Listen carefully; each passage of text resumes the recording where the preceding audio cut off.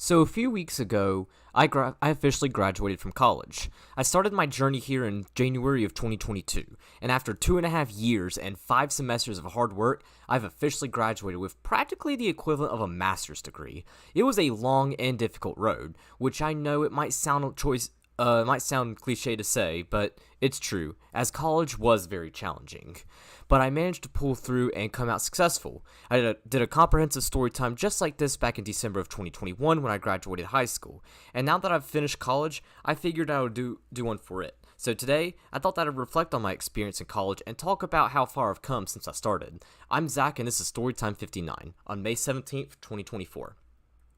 Now, as I just said, for those who've seen Storytime 43, this will be just like that Storytime but for college. I'll be referencing high school quite a bit in this Storytime though, as where I went to high school played a major role in both the length of time my college experience was and the college experience itself. I'll also compare the two quite a bit since I've talked about both very extensively throughout my 3.5 years of doing Storytime, so keep in mind that I'll also be referencing high school a lot. Additionally, I will also be referencing actual place names in the story time, unlike previous ones. Since I've of course graduated and am now done with school, I can mention actual place names and where I went to school since of course it can't be doxed if I don't go to the school anymore. I'll still keep professors and some friends anonymous, and to be respectful of them just as I've always done throughout Storytime, but I'll mention the actual college I went to, actual buildings on campus, and other stuff that I've previously kept anonymous now that I've graduated. I'll even link a campus map in the description if you'd like to follow along with the place names I mentioned. Now, before I get started, I want to talk about the Storytime structure. So firstly, I'll be explaining where I went to college, some information about my school, and what I studied plus the curriculum for it, as well as the application process and how I was able to get admitted. Afterwards, I'm going to talk a little bit about what made my college experience much different from most others' experience and explain how high school played a role in that. That'll be the introductory phase. After I get through it, I'm going to discuss each semester. I'll first introduce the semester and talk about what makes it stand out. Since I lived on campus all 5 semesters, I'll talk about my move-in day, where I stayed and what living on campus is like, and talk about my roommates and relationships with them. I'll then talk about my class schedule. So for it, I'll explain each class I took, the times I had those classes, my professor for each class, a particular assignment, project, or exam that stands out the most, and my final grade. Depending on the class, I might explain 2 or more assignments, but most classes will only have 1 to be explained. I'll also talk about how much I learned in each class and the biggest thing I learned from the class and still have retained. Afterwards, I'm going to talk about campus involvement for the semester. So I'll be talking about how I was involved on campus and the things I got to do, whether it be from clubs, work, or something else. Then finally, I'll conclude the semester by talking about moving out and giving my overall thoughts in the semester. I'll talk about what the good and the bad of the semester were, and then I'll form my opinion about whether or not the semester was good or if it sucked. Once I've done explaining each semester, I'm going to share some of my favorite stories from my time in college. Quite a lot of crazy shit happened during all 5 of my semesters, and I 100% want to share that crazy shit with y'all because who doesn't like crazy stories? These stories will be stories that happen either on campus, at a college-sponsored event like a swim meet, or somewhere off campus. Included in these story times will also be work stories, so we hear about some rather hilarious people that I worked with. Finally, I'll wrap up the story time by talking about my graduation ceremony, as well as my life now as an alumnus. I'll also talk about what will be happening with me soon and talk about my overall attitude towards starting my career. So with that all said, where did I go to college? Well, I went to UNC Charlotte. It's a large public urban research university in Charlotte, North Carolina. I grew up in Gaston County, a county included in the Charlotte metropolitan area and is the county directly west of Mecklenburg, which is where Charlotte is. So I didn't go too far from home. Now, UNC Charlotte is notorious in the UNC system for being a commuter school. Commuter schools are pretty much colleges and universities where the majority of students commute to campus for classes. This often results in older student populations, which is why UNC Charlotte is the school with the oldest median age in the UNC system. As said earlier, I lived on campus all 5 semesters I attended, so I wasn't the stereotypical commuter student. I was also much younger than everyone, so I was like a counter-stereotype. As for what I studied, that would be accounting. I've always liked math, so it makes sense why accounting would be a good fit for me since there's a lot of math in accounting. I also minored in economics on the side, since not only do I simply enjoy economics, but the minor also allowed me to get up to 150 credit hours, the equivalent of a master's degree. At the end of the story time, when I discuss my prospective career, I'll talk about why 150 credit hours is so significant for accounting students and what the big deal about it is. Now, how the accounting curriculum at UNC Charlotte works is that underclassmen are admitted as pre-accounting majors. Before we can declare a major, we first have to take some pre-business required classes. Those classes being Principles Accounting 1, Principles Accounting 2, Principles of Macroeconomics, Principles of Microeconomics, Introduction to Business and Professional Development, Business Calculus, Elements of Statistics, and Introduction to Business Computing. I took transfer equivalent classes for Introduction to Business and Introduction to Business Computing, so I didn't have to take those. Additionally, students can opt to take Intermediate Accounting 1 over Principles of Accounting 2, which is what I did, although I still took Principles of Accounting 2 later. These classes are also required for pre-business and pre-economics majors, so every business major has to take these classes. Students are required to maintain a 2.5 GPA between these classes in order to declare the major. Then once students satisfy these requirements, they can declare their major. Since the pre-business requirements are the same for all business majors, you can be a pre-accounting major but choose to major in finance, or a pre-business major and choose to major in accounting. Then when our major is declared, we and every other business major has to take a multitude of business core classes. Those classes being business law, business communications, financial management, management information systems, management and organizational behavior, managerial economics, principles of marketing, operations management, and then once we've completed all these classes, we get to take strategic management, the business capstone course, during our last semester. Accounting majors do not have to take managerial economics, although I still took it from my minor, as I'm going to get to in a bit. Students only need to maintain a 2.0 between these and their major requirements to graduate, given that these classes are for the most part more challenging than the pre-business requirements. Now, those are the class requirements for all business majors. As for my accounting major specific classes, those would be Intermediate Accounting 1, 2, and 3, Professional Development for Accountants, Managerial Accounting in the Decision Process, Accounting Information Systems, Internal Auditing, and Income Tax. Then for my economics minor classes, we're only required to take 3 classes: Principles of Macroeconomics, Principles of Microeconomics, and the choice between Intermediate Microeconomics and Managerial Economics, with Managerial Economics being the class I went with. Then we had to take 3 electives, so we were given a choice between any 3,000 or 4,000 level economics courses. My elective courses were Econometrics, Intermediate Microeconomics, and Intermediate Macroeconomics. So then that brings the question, why UNC Charlotte? Well, I had a few reasons for choosing the school. The main one being its location. Being 45 minutes from where I live was very convenient because it wasn't too far away from home, but not too close. It was close enough to where I could easily drive home if needed, or my parents could come up there to visit me, but it wasn't too far to where I was not in a completely unfamiliar area. The drive isn't too bad either, as it's just a short drive mostly on I-85, so it's pretty conveniently located. Now, location is also important in the sense of the city and that the school is in. So of course, as someone interested in accounting and economics, you can kind of see why I picked a school in Charlotte out of all cities, as Charlotte's the perfect city for that stuff, being such a large banking and finance hub. And of course, since accounting falls in the finance sector, that makes Charlotte the perfect city for accounting students because so many jobs and opportunities exist here for us. That's also the main benefit of going to school in a big city as compared to a small town, as there's a lot more opportunity for career and professional development, since big cities are where big companies are and therefore where the money is, as well as where all the recruiting takes place. That's why I chose UNC Charlotte as opposed to some random college in the middle of nowhere. Now, as far as the application process, there's not really a lot to comment on it because UNC Charlotte is a super easy school to get into. Like, my roommate my first semester knew someone who spent 7 years in federal prison for arson, and he still managed to get into UNC Charlotte. Yeah, it's literally harder to get rejected from UNC Charlotte than it is to get accepted at an Ivy League school. It's both absolutely hilarious and concerning that we have a 90% acceptance rate. I especially saw the effects of this my 4th semester during my job, which I'll get to when I discuss work for that semester. Anyways, my application credentials were more than satisfactory for me to easily be accepted. My weighted high school GPA was a 4.7, 3.9 unweighted. My SAT score was a 1280. I was ranked 7th in my graduating class, and because of the COVID-19 pandemic, which started near the end of my 10th grade school year, clubs and other extracurricular activities weren't considered by admissions during this time. Therefore, I was easily able to get into UNC Charlotte.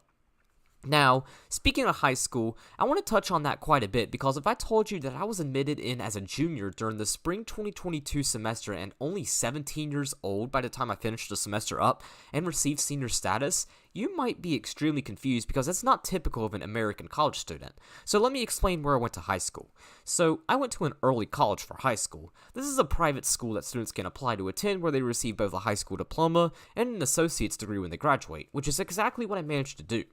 In addition to that, I also graduated a semester early since throughout my time at early college, I made good course selections and paid attention to my degree requirements. I was supposed to graduate in May of 2022, but because of my success, I managed to graduate in December of 2021 and start at UNC Charlotte in January of 2022.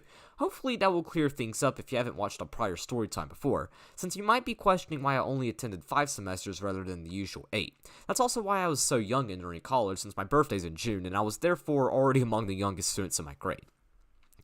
Now, this also explains my unusually high GPA. At my school, all of our high school courses were honors courses, while all of our college courses were placed on the same level as AP courses. My college courses, which were taken at the community college that funded and ran the early college, were for the most part super easy. I talked about them all back in Storytime 43 and in ERS Part 5, but they were for the most part even easier than my high school classes, which also weren't that terrible. However, I'd come to find that university classes were a lot more difficult, which I'll get to later. So now that I've discussed some background information, let's move on to my actual experience at college. How this will work is that I'm going to explain each semester one by one. So I'll start with my first one, and then second, then third, and so on. I'll start by discussing living on campus, and then I'll talk about my classes, and then I'll discuss campus involvement. Finally, I'll wrap each semester up by discussing move-out day and give my overall thoughts on the semester. So, pretty glaringly, let's start with my first semester, being the spring 2022 semester. This was a very special semester, as it was the beginning of my crazy journey that is college. It was a new chapter of my life, and it included a lot of good and not so good things. I always enjoy looking back on this semester, especially since I know first semester me would be quite amazed by how it turned out now. Now, unlike other semesters, I'm not going to start with moving in, as instead, I'm going to start with a little program called SOAR. So SOAR is a program that UNC Charlotte holds for incoming freshmen and transfer students and their parents. During the session, students and parents learn about the university, its history, resources provided by the university, and university policies. At the end of SOAR, students get to register for classes. Now, usually, SOAR is in person. However, because this was still during the pandemic, our SOAR was online. It took place on Wednesday, January 5th, 2022 from 8 a.m. to 5 p.m. Yes, it lasted 9 whole hours. In person is even worse, as it starts at 7, so I at least got out of doing that. But still, SOAR was overdrawn and for the most part very uninteresting. Now, the main thing with SOAR was registering for classes, as first semester freshmen and transfer students get to register for classes at the end of SOAR, and that's what I did. I'll talk about my classes later. For now, let's jump a bit to that Friday, January 7th. This was move-in day, the day that I had been looking forward to ever since my last day of high school a month prior. The night before, I already laid out most of my stuff in the living room, so all that me and my parents needed to do was load up my stuff in their van and in my truck. Once we got my stuff loaded, we headed off to college. After a 45-minute drive, we made it to campus. Before we loaded my stuff, we stopped at a wing place near by for lunch. I ordered some teriyaki wings like I usually get. We'd often go to this place whenever my parents came up to visit me throughout my time in college since they got pretty good wings. Afterwards, we arrived at college and went over to my residence hall. The residence hall that I stayed in this semester was Hawthorne Hall. Hawthorne Hall was a freshman residence hall home to the engineering learning community. It's not engineering only, which is why I was assigned here. Hawthorne wasn't a hall that I selected, but considering that housing was quite scarce, it did its job in providing me a place to stay. I stayed on the first floor, with my room being really close to the front office. I'll link the official page for Hawthorne Hall if you'd like to learn more or see pictures, and I'll do the same for the other 2 residence halls I stayed in. Anyways, the way that my housing assignment worked was that I was in a 4-person, 2-bedroom suite. So I shared a room with another student, and then we both shared a bathroom and living room with 2 others. I'll talk more about my roommates in a bit. Anyways, my parents helped me get my stuff into my room, and after they helped me out, we parted ways, leaving me on my own. It was a super weird feeling. In fact, I remember even thinking, what do I do now? Any of you who've attended college and lived on campus before probably can relate, as it's a super weird feeling. However, for the next few hours, I decided to just chill on my phone and kind of hang out in my dorm. Eventually, one of my roommates arrived. This roommate was one of the guys in the other room. His name was Joseph. He would be the only roommate I would have for the 2 weeks because for the first 2 weeks of the semester, since classes were online because of COVID-19. We had the choice of returning to campus early or staying home, but I decided to return to campus early since, of course, it was my first semester. Therefore, I had a bedroom to myself for 2 weeks, which was really nice. Anyways, he was really cool and very chill. I also met his girlfriend, and she was really sweet and very nice too. After talking for a bit, the two invited me to dinner to show me around the dining halls. So how UNC Charlotte's dining halls work is that there's 2 of them, South Village, called Sovi, and Social 704, which used to be called Crown prior to this fall of 2023 semester. Even though I absolutely despise the name change and still call it Crown, I'll call it Social 704 in this story time since that's what it's called now.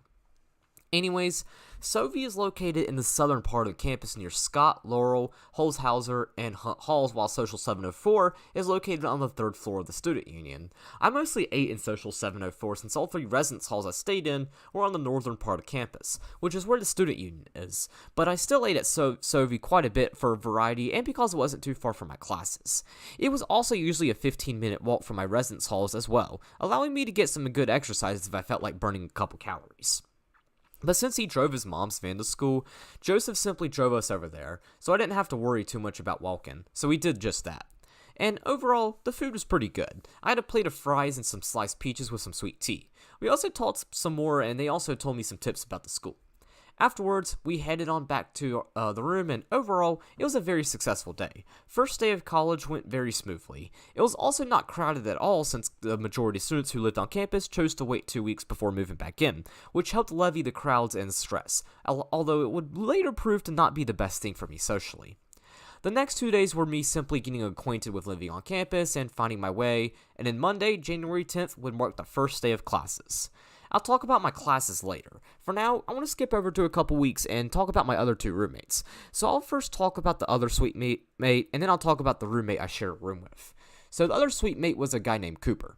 Cooper was also really chill and really cool. He'd be the roommate I became the closest with, as I still talk to him and I'm still friends with him today. So he was really cool. We would also occasionally eat lunch together and just be good buddies throughout the semester and beyond. Then comes the guy I share a room with. Now, I'm not gonna mention his name because he has a little bit of a following back where he's from, and also because I'll get to in a second, we would have some problems later this semester.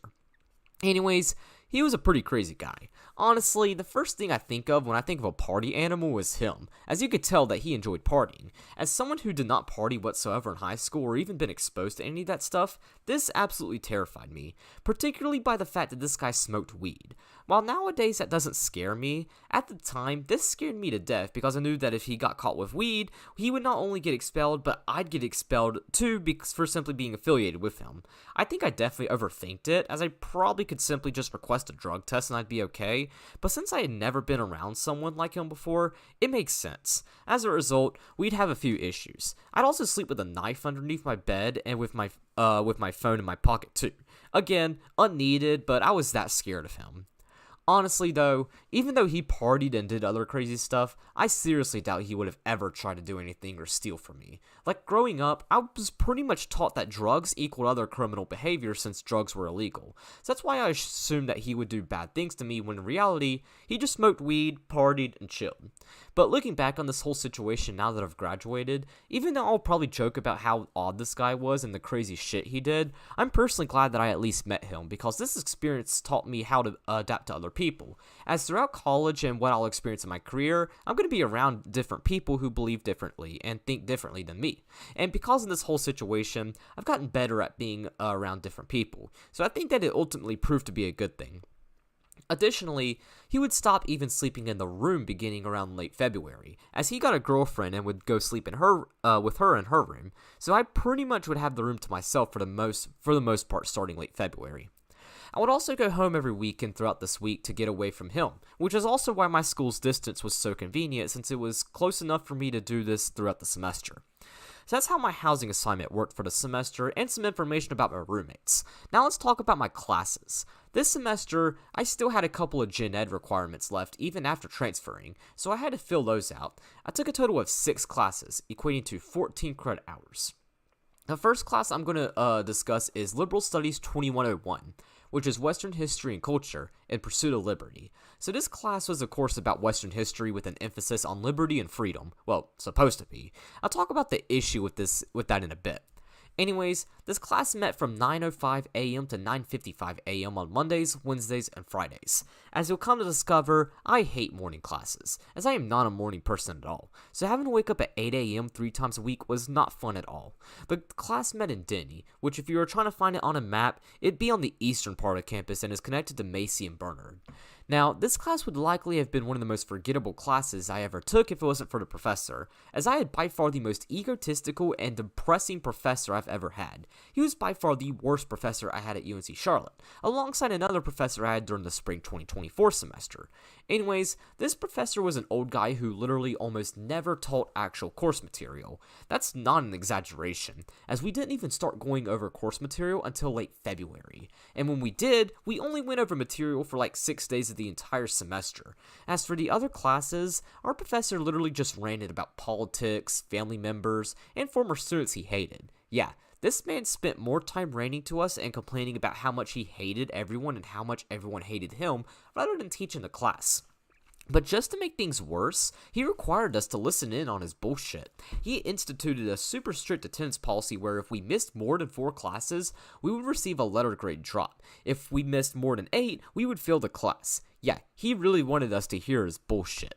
Oh, and I should also mention that he literally never communicated anything on the syllabus or in announcements. His classroom policies and grading were so unclear and literally made absolutely no sense. Like a final exam review held on the last day of class was literally worth more than the final exam itself, and is why I didn't make an A in the class, as I'll get to in a bit. He also never listed his attendance policy in his syllabus, and would sometimes change things around without notifying us or updating the syllabus. So if ranting in class wasn't already bad enough, he also was super unorganized and seemed to contradict himself consistently. Now, he was also a firm believer in AI. Like, he genuinely thought that AI was going to make everything automatic and replace everything. So every week, we would do discussion boards on a platform called Packback, which pretty much uses AI to give you a curiosity score that basically grades how well a question you ask is or how you respond to a question. Additionally, our textbook was on a platform called Perusal, which uses AI to determine how well you read the text and give you points for making comments and highlighting stuff. He used Perusal because students don't read textbooks, an issue that didn't really need a solution because textbooks are pretty useless for the most part, especially for the one in his class.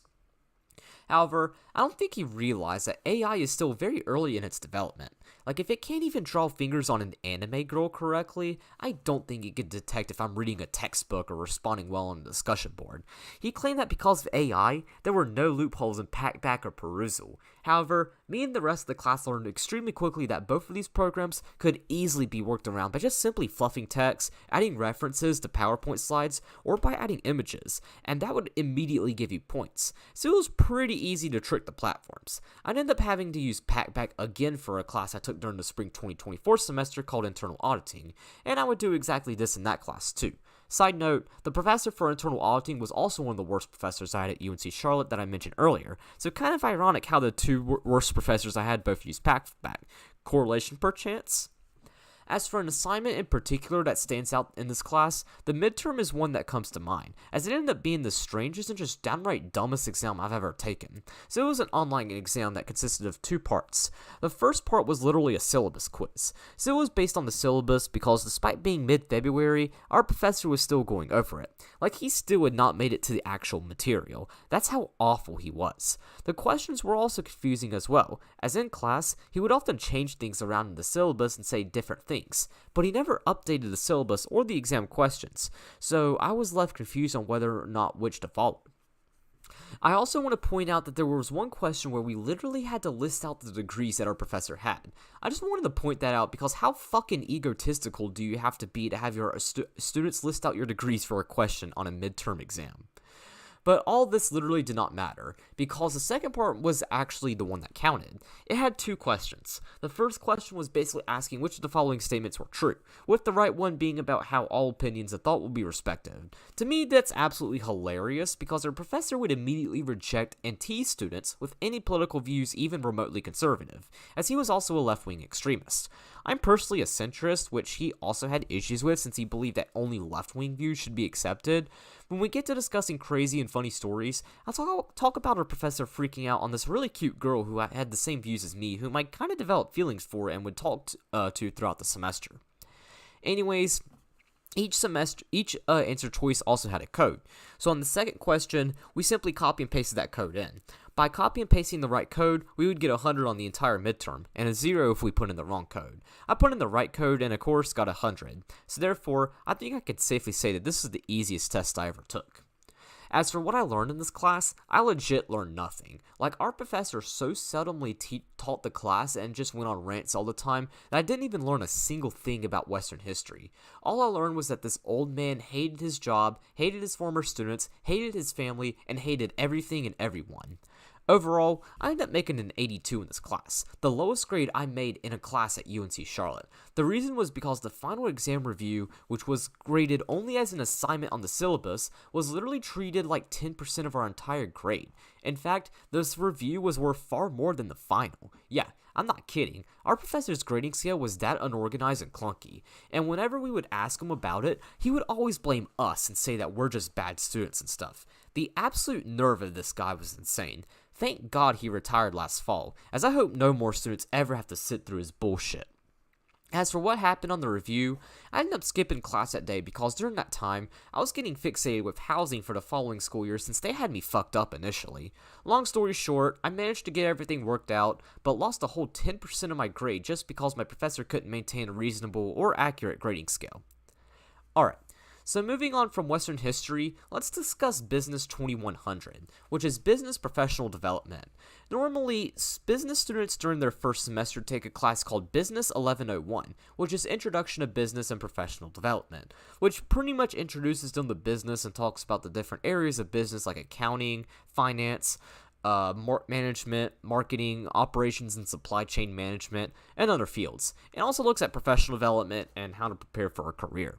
But because I took this class as transfer equivalent back in 9th grade at early college, I didn't have to take it.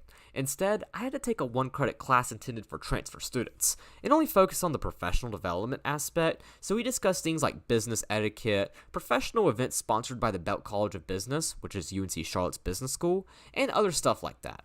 Since it was a 1-credit class, it didn't have any exams or a final, just some assignments along with each class, which met every Monday from 12:20 to 1:10 in the Friday building. The Friday building is where the College of Business is and is where the majority of my classes were throughout my time at college, since I of course was a business major.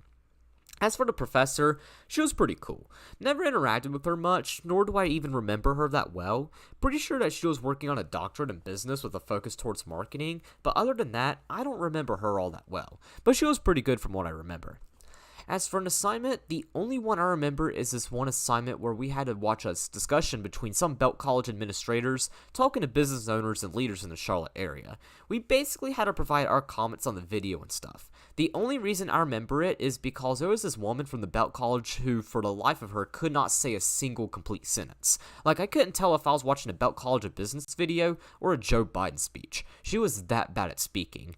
But I managed to get through the video and write what I needed, so I turned it in and got 100 for completion.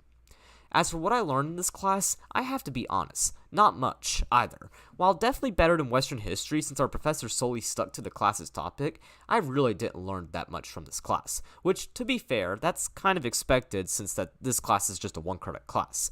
I'd say if there's at least one thing I took away from this class, it would be that all business fields are surprisingly very correlated to one another. Like, as an accounting major, accounting isn't the only thing that I need knowledge of, as I'll also need at least a basic understanding of other business fields, which helped explain quite a bit why I also had to take classes like Operations Management or Management Information Systems later on during my time at UNC Charlotte, both of which I took my third semester. I ultimately made a 90 in this class, giving me an A for it. I could have made 100, but I decided to just not do the last assignment since I'd still have an A regardless if I did it or not, so I just didn't do it. Overall, this class was, while easy, it was probably the most forgettable class I think I ever took at UNC Charlotte, which says a lot because most classes I took were at least rather significant, and I remember them for one reason or another. But I mean, we barely did anything in this class, so it makes sense why it was forgettable. The next class I want to talk about is Math 1120, that being Business Calculus or just Business Calc as I'll refer to it throughout the story time. So Business Calc is pretty much Calc 1 for non-STEM majors. We cover the same topics as Calc 1 like limits and derivatives, as well as a couple Calc 2 topics such as basic indefinite and definite integrals, but we do not deal with vectors or trigonometry. We're also more focused on business applications of calculus rather than the imaginary math that STEM majors do. Anyways, this class met on Mondays and Wednesdays from 4 to 5:15, so it was rather late. It met in Fretwell, which is to the east of Friday. Fretwell was notorious for having that stupid spiral staircase that scares me every time I climb it because it's so easy to trip on it, and I had to walk down and up it every time to get to and from class since class is on the first floor.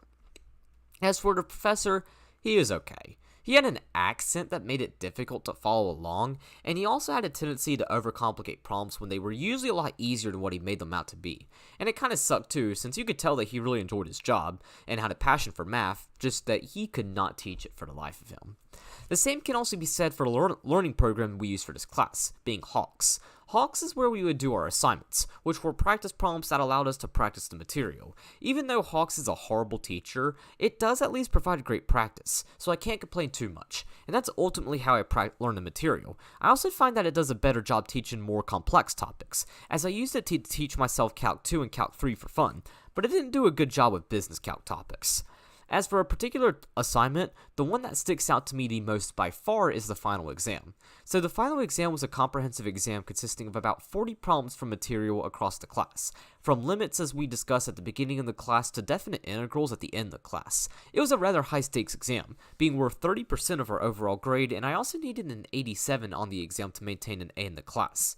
So I did the best that I could and then handed in the final, but to my complete surprise, I ended up making a 100 on this final. Yeah, I made 100 on the business calc final, and I also was the only student to score 100 too, since our professor generously curved the final despite not curving our other exams. As a result, I ended up making a 95 in this class, a pretty solid A, and well worth all the frustration and effort I put into the class, as this class frustrated me immensely since relying on Hawks to teach me material was not easy, but at least it taught me the material very well and would ultimately prove to be by far the most far more useful than just an A in the course, which I'll get to when I discuss campus involvement for the spring 2023 semester.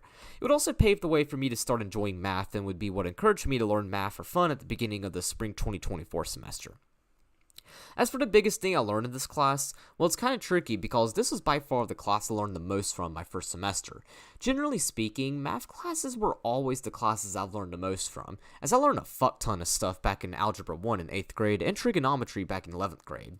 But I think by far the most important thing I learned in this class were derivatives. Derivatives are rate of change in equations, and how we calculate things like increasing and decreasing intervals, minimums and maximums, and concavity.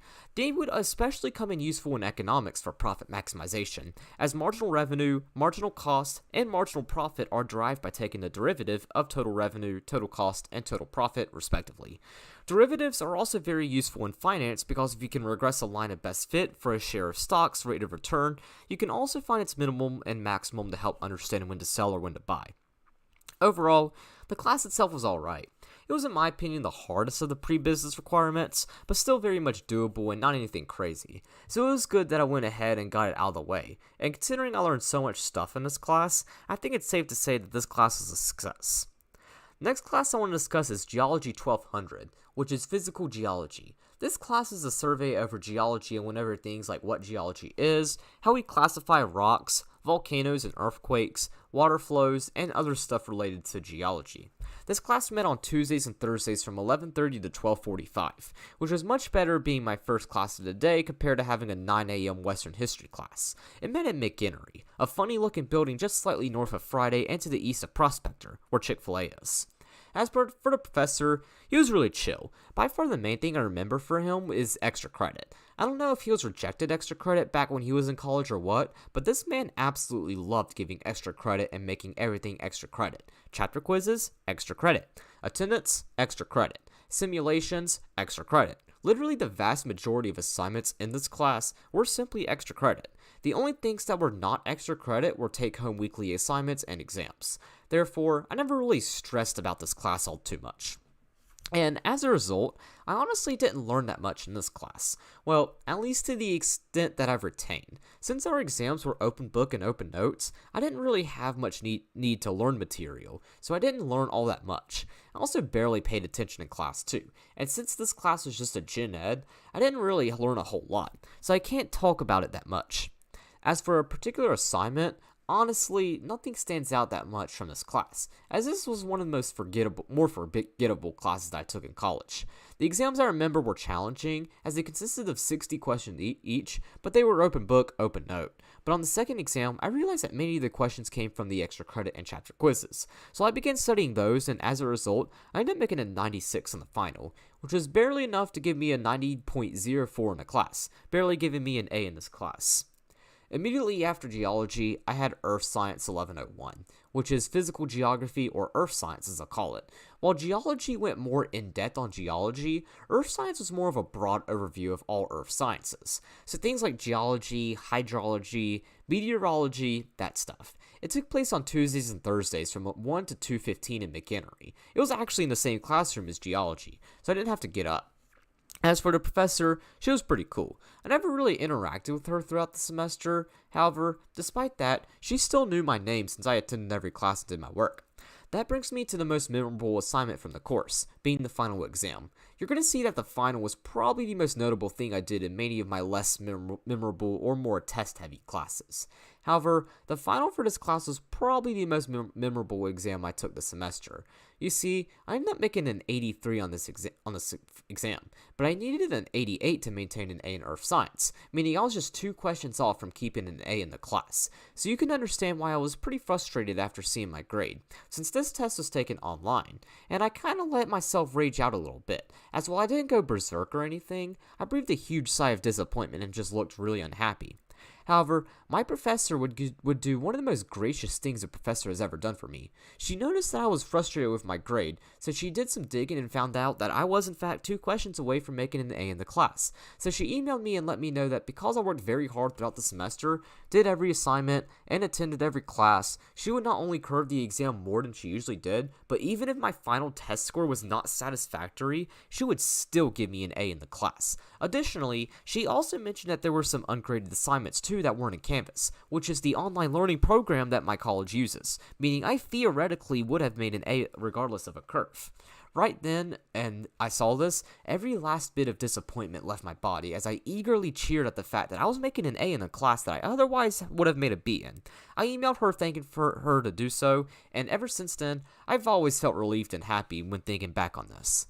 Ultimately, she curved the exam so much and added so much ungraded assignments that I ultimately came out with a 94 in this class. Overall, this is probably my hardest class this semester, as the chapter quizzes were all really difficult and this class definitely had me on my toes throughout the semester. But at least it prepared me for future classes with regards to difficulty, and also taught me that professors aren't roadblocks to successful grades, but rather the key to successful grades and can also be really fun to talk to, as I would discover a few semesters later when it came to visiting them during office hours. That was the main thing that I learned from this class and my biggest takeaway, which is definitely a lot more useful than a topic from the class since I would be able to apply this lesson to future classes. As for actual course content I learned, I think my main takeaway would be how storms form.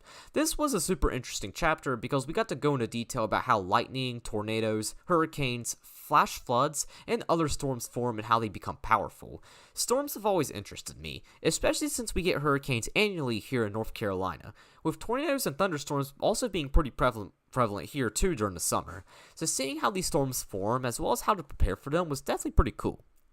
Now, the last class that I wanted to discuss for this semester was Geology 1200 Lab, which was Physical Geology Lab. So part of my requirements were that I had to take 2 science classes, one with the lab and one without a lab. So I decided to do geology with the lab. For this lab, we pretty much got to apply the topics we were learning in geology and do experiments with them. This class met on Thursdays from 2:30 to 5:15, although we rarely even went past 4 o'clock. It also met in McHenry, but in a different classroom, so I just had to make my way over there and do the lab.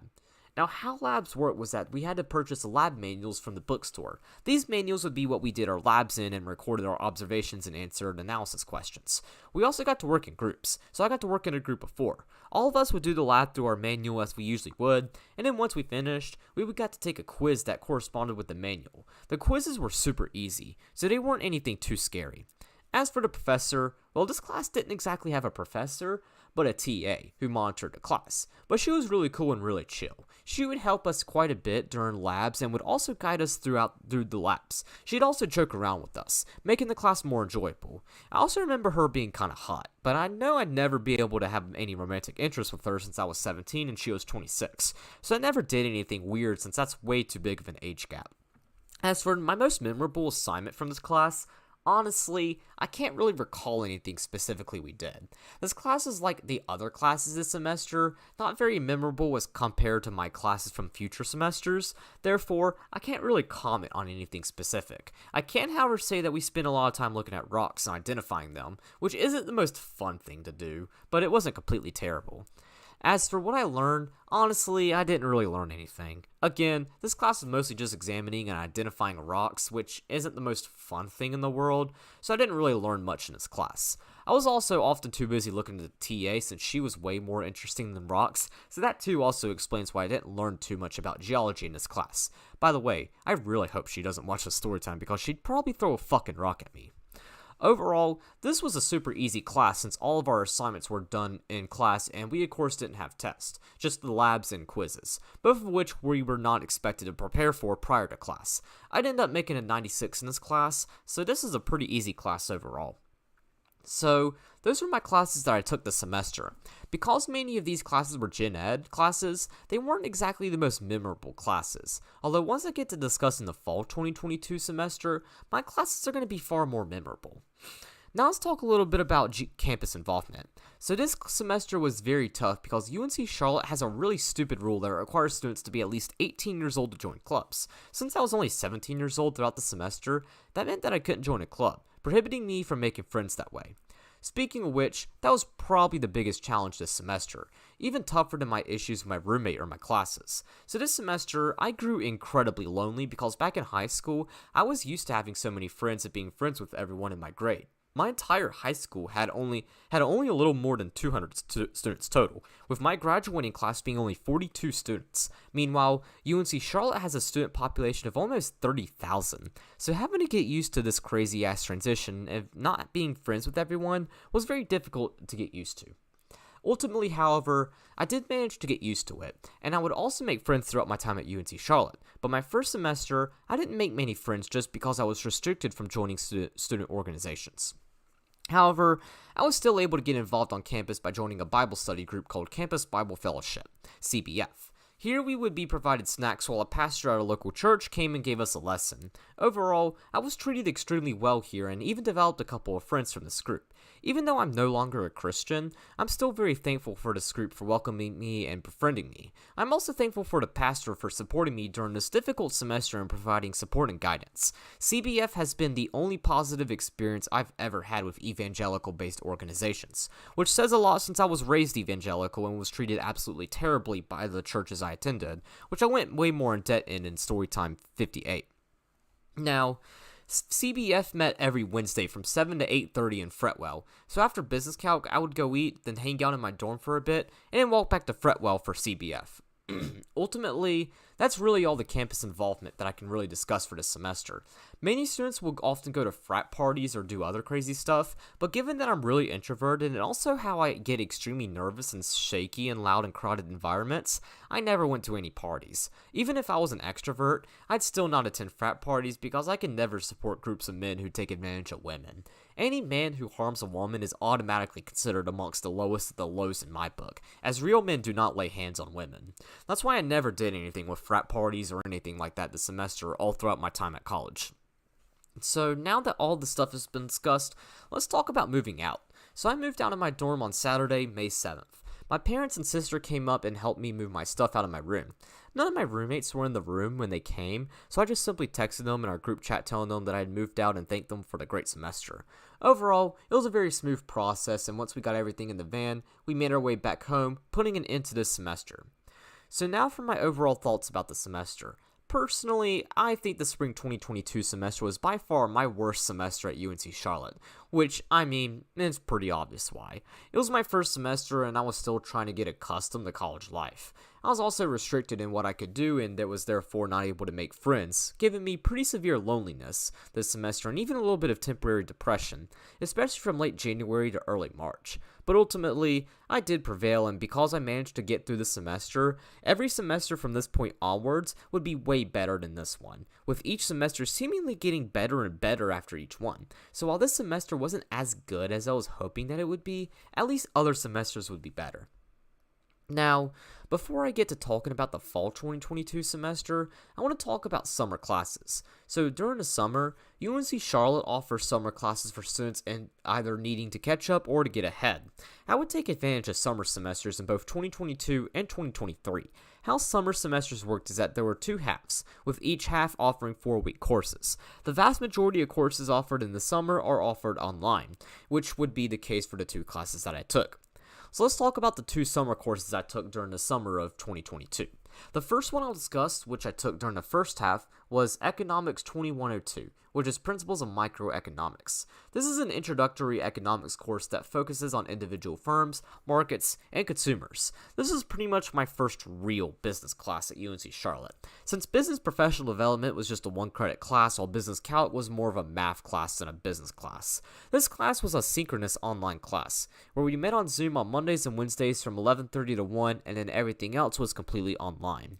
As for the professor, he's whom I consider to be the best professor I've had at UNC Charlotte. He's absolutely phenomenal at explaining things. Like, he could be talking about rocket science or astrophysics, and he would make it sound so elementary and easy. He was that awesome of a professor. However, in this class, because it was online, I didn't really interact with him much, although there was an instance where I did interact with him that I'll get to in a bit, but I would at least take 2 more classes with him that were in person, including a third class I would took with him where I got to interact with him, so I'll talk more about him then. As for the most notable assignment from this class, I'd probably have to go with the first exam. So this exam was on basic economic stuff with a special emphasis placed on supply and demand models. Supply and demand is the core fundamental theory to economics, since it literally sets the foundation for how economics works. It's especially crucial for microeconomics, as we use supply and demand curves a lot more in microeconomics than macroeconomics. However, you'll come to know that I was really struggling with this, especially when there would be weird questions like, if the price of chicken feed increases, what will happen to the equilibrium quantity and price of beef? Our professor actually shared a really funny story from his first year teaching where that was a question on a homework and a student emailed him with no subject with an email body that said, "What the fuck does beef have to do with chicken feed?"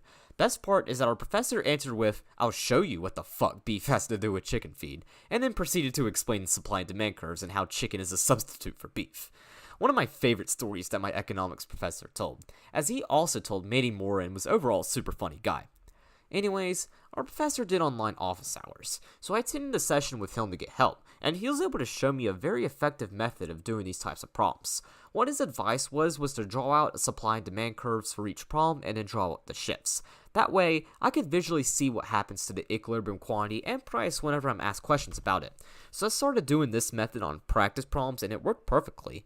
Every time I would see problems like these, I would draw out supply and demand curves, and it would always work really well. I'd even continue to use this method when I took intermediate microeconomics 2 years later, which I'll discuss much later in the story time. Now, the best part is that the vast majority of material on the first exam was supply and demand curves, so I just drew out the curves and as a result, I was able to make a 92 on the first exam. Supply and demand curves were also the main thing I learned in this class, since that's literally how companies set prices and determine how many units to sell. Overall, I didn't exactly do too well in this class, as I ended up making an 83, a low B. The reason is because during the last third of the class, I went on a cruise to the Bahamas for my 18th birthday, which meant that I couldn't exactly do schoolwork or attend online lectures since I didn't really have much internet access outside of Nassau, which put me quite a bit behind and resulted in me only making a 66 on the last exam. But I still learned a ton in this class, and it definitely prepared me for future economics classes, so at least it served its purpose pretty well. Then in the second half of the summer, I took Accounting 2121, which is Principles of Accounting 1. Being an accounting major, this is an extremely important class since it was literally what I would be getting myself into. This class pretty much was an overview of financial accounting and a little introduction to managerial accounting at the end of the class. Financial accounting is what we mostly focus on in accounting, as it deals with preparing financial statements and reporting what will be most of my accounting class focus on, while managerial accounting, also called cost accounting, deals more with decision making and minimizing costs. Anyways, this class is an asynchronous class, meaning I just got to work on it whenever. We didn't have many assignments in this class, just a couple of quizzes and exams. However, our professor posted online videos where he went over the material, and these videos were extremely well made, insightful, and explained things perfectly, allowing me to take super good notes and learn so much in this class, paving the way for me to do well in future accounting classes. Now for the professor, I can't comment on him all that much since this class is asynchronous and since this is the only class I took with him. However, from his videos alone, he was a great professor. In his videos, he explained everything perfectly and made it very easy to follow through with what he was doing, and it made note-taking very easy. As a result, I put a lot more time in this class than really necessary, allowing me to make a 97 in this class. I can't really think of a quiz or exam that stands out, so I figured I'd just skip those here. As for what I learned, honestly, I can't give any specifics because there was so much in this class that I learned, as I pretty much learned everything that accounting consists of, although the material was very broad. From things like recording transactions to methods of accounting to cost accounting and how to use financial information for decision making, I learned so much in this class that I can't even point out one. So now that I've discussed summer classes, let's talk about my second semester at UNC Charlotte, the fall 2022 semester. Compared to the spring semester earlier that year, this semester went so much better and was also easier in my opinion, despite my classes being more challenging. I would also begin to develop some friendships this semester too, making the loneliness issue not as bad as it was my first semester. However, there was a big challenge presented during the semester, romantic interest. So from the beginning of my first semester to about midway through through the spring 2023 semester, I was desperately wanting a girlfriend. I felt as if I was the only single person at UNC Charlotte, and everyone automatically thought of me as weird for not having ever been in a relationship before. I also always wanted to have sex, something I've craved and even dreamed about since I was 13 years old. Therefore, I chased after quite a bit of girls my first and second semesters at UNCC, but after a rejection at the end of the fall 2022 semester, I'd give up on girls and focus more on myself, which worked out super well and allowed me to be a lot more mentally stable my second half of college as compared to the first half. Even though I still desire to have sex one day, I no longer care about romantic relationships or having a girlfriend, which I feel is a great mindset to have since I can focus more on more important things like making money, supporting me and my cat, and achieving my goals and dreams. I'll talk more about romantic interest later in the story time when I discuss some college stories. For now, let's talk about move-in day for this semester, that being Wednesday, August 17th, 2022. Now, unlike move-in day my first semester, I had to move in by myself, as my parents had to work that day. They would come up that Saturday to help with the bigger stuff like my gaming chair and some dress clothes, TV, and other things. Meanwhile, I moved in all the smaller stuff like my normal clothes, computer equipment, bed sheets, and other things. Now, that morning was quite interesting, so at around 6:30, my grandmother took me out to eat. We had a pretty good breakfast. Then when I got back home, it was move-in time, so I got my stuff loaded on the truck and about an hour later, it was all packed. However, I still had an hour to kill, as my specific move-in time was at 11 and it was only 9, so I spent some time in the living room watching YouTube. But during this time, I was just so excited and nervous about moving back into college that I started to get a little sick. A little while later, I felt so bad that I felt like throwing up. So I went to the bathroom, leaned over the toilet, and sure enough, I threw up right there. Thankfully, it wasn't so bad. In fact, I actually felt a lot better afterwards, as while I was still nervous, I wasn't feeling sick, so I was still able to go to school and move in. Anyways, the clock finally struck 10, so I was hopped in my truck and took off for school. After a 45-minute drive, I finally made it to school. Now, unlike the first semester, I'm just going to go ahead and describe my housing assignment for this semester and my third semester since it will make more sense when I describe moving in. So the residence hall that I stayed in for the fall 2022 and spring 2023 semesters was Miltmore Hall. Miltmore Hall was located in the very northwestern part of the main campus, situated to the north of Belk Hall and to the west of Wallace Hall, being not too far from the student union. It has 6 floors, with the 3rd floor being the lobby and the 4th floor being where I stayed. I didn't really ever go to the other floors except the 1st floor to take the elevator up to my room. Anyways, how my room worked was that I was in the 2-bedroom, 2-person suite. This meant that I had my own bedroom, but I shared a living room and bathroom with one other guy. However, I ended up winning the jackpot with roommates, as my roommate never moved in, resulting in me getting the entire suite to myself. This felt really nice, especially since UNC Charlotte was having a housing crisis and facing multiple lawsuits for failing to house students who were supposed to be guaranteed housing. It was a messy situation. But anyways, since my roommate never moved in, I ended up getting the entire suite to myself, so I could pretty much do anything without worrying or making too much noise, and man did it feel nice. It was by far my best experience with living on campus while at UNC Charlotte, especially after all the shit I had to deal with my roommate the previous semester. Anyways, let's talk about moving in, because wow was it difficult.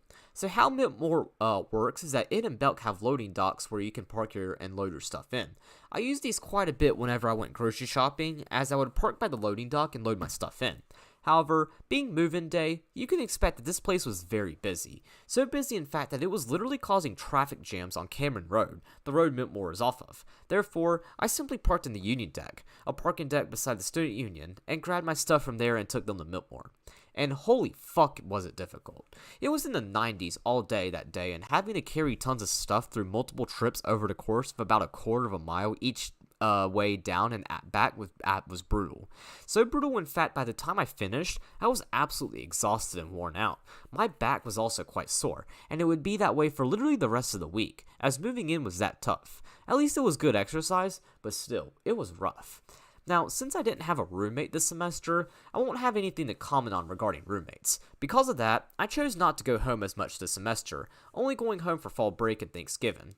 I would also start to appreciate and enjoy living on campus now that I didn't have to deal with a crackhead roommate, prompting me to stay on campus more and not go home very often. I'd also do the same for my last 3 semesters too, since I had my own bedroom those semesters as well.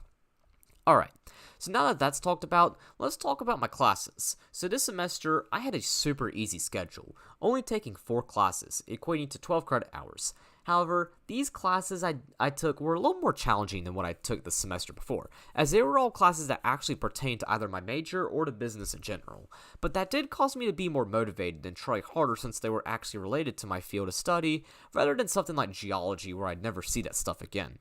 The first class I'll discuss is Economics 2101, which is Principles of Macroeconomics. This class met on the Friday building on Mondays, Wednesdays, and Fridays from 10:10 to 11, so not terribly early. It was a huge class though, consisting of I think over 100 students, which is insanely large for a class.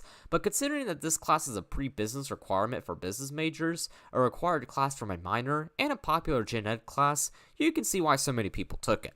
As for the professor, well, he was actually my Principles of Microeconomics professor from that summer, so there wasn't really anything unique about this class other than the fact that I had him for an in-person class.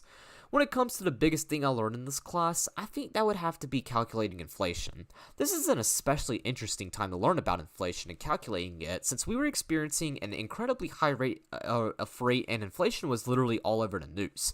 GDP was also super interesting too, since we had a recession that year and the news was all about it. So talking about things that could be directly applied to current events made this class extremely interesting and encouraged me to pay a lot more attention in class, making this one of those classes that I learned quite a bit from. As for a particular assignment, honestly, there isn't really anything that sticks out, but what does stick out is a little competition I got into myself with a guy I sat beside whom I became friends with.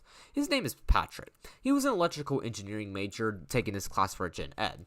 Earlier into the semester, we both decided to get ourselves into a little competition by seeing who could get the highest grade in the class, since both of us were getting through the material pretty easily and were doing very well in the class. I'd ultimately be the winner, beating Patrick by just 0.8 points, giving me a 91.63 in the class.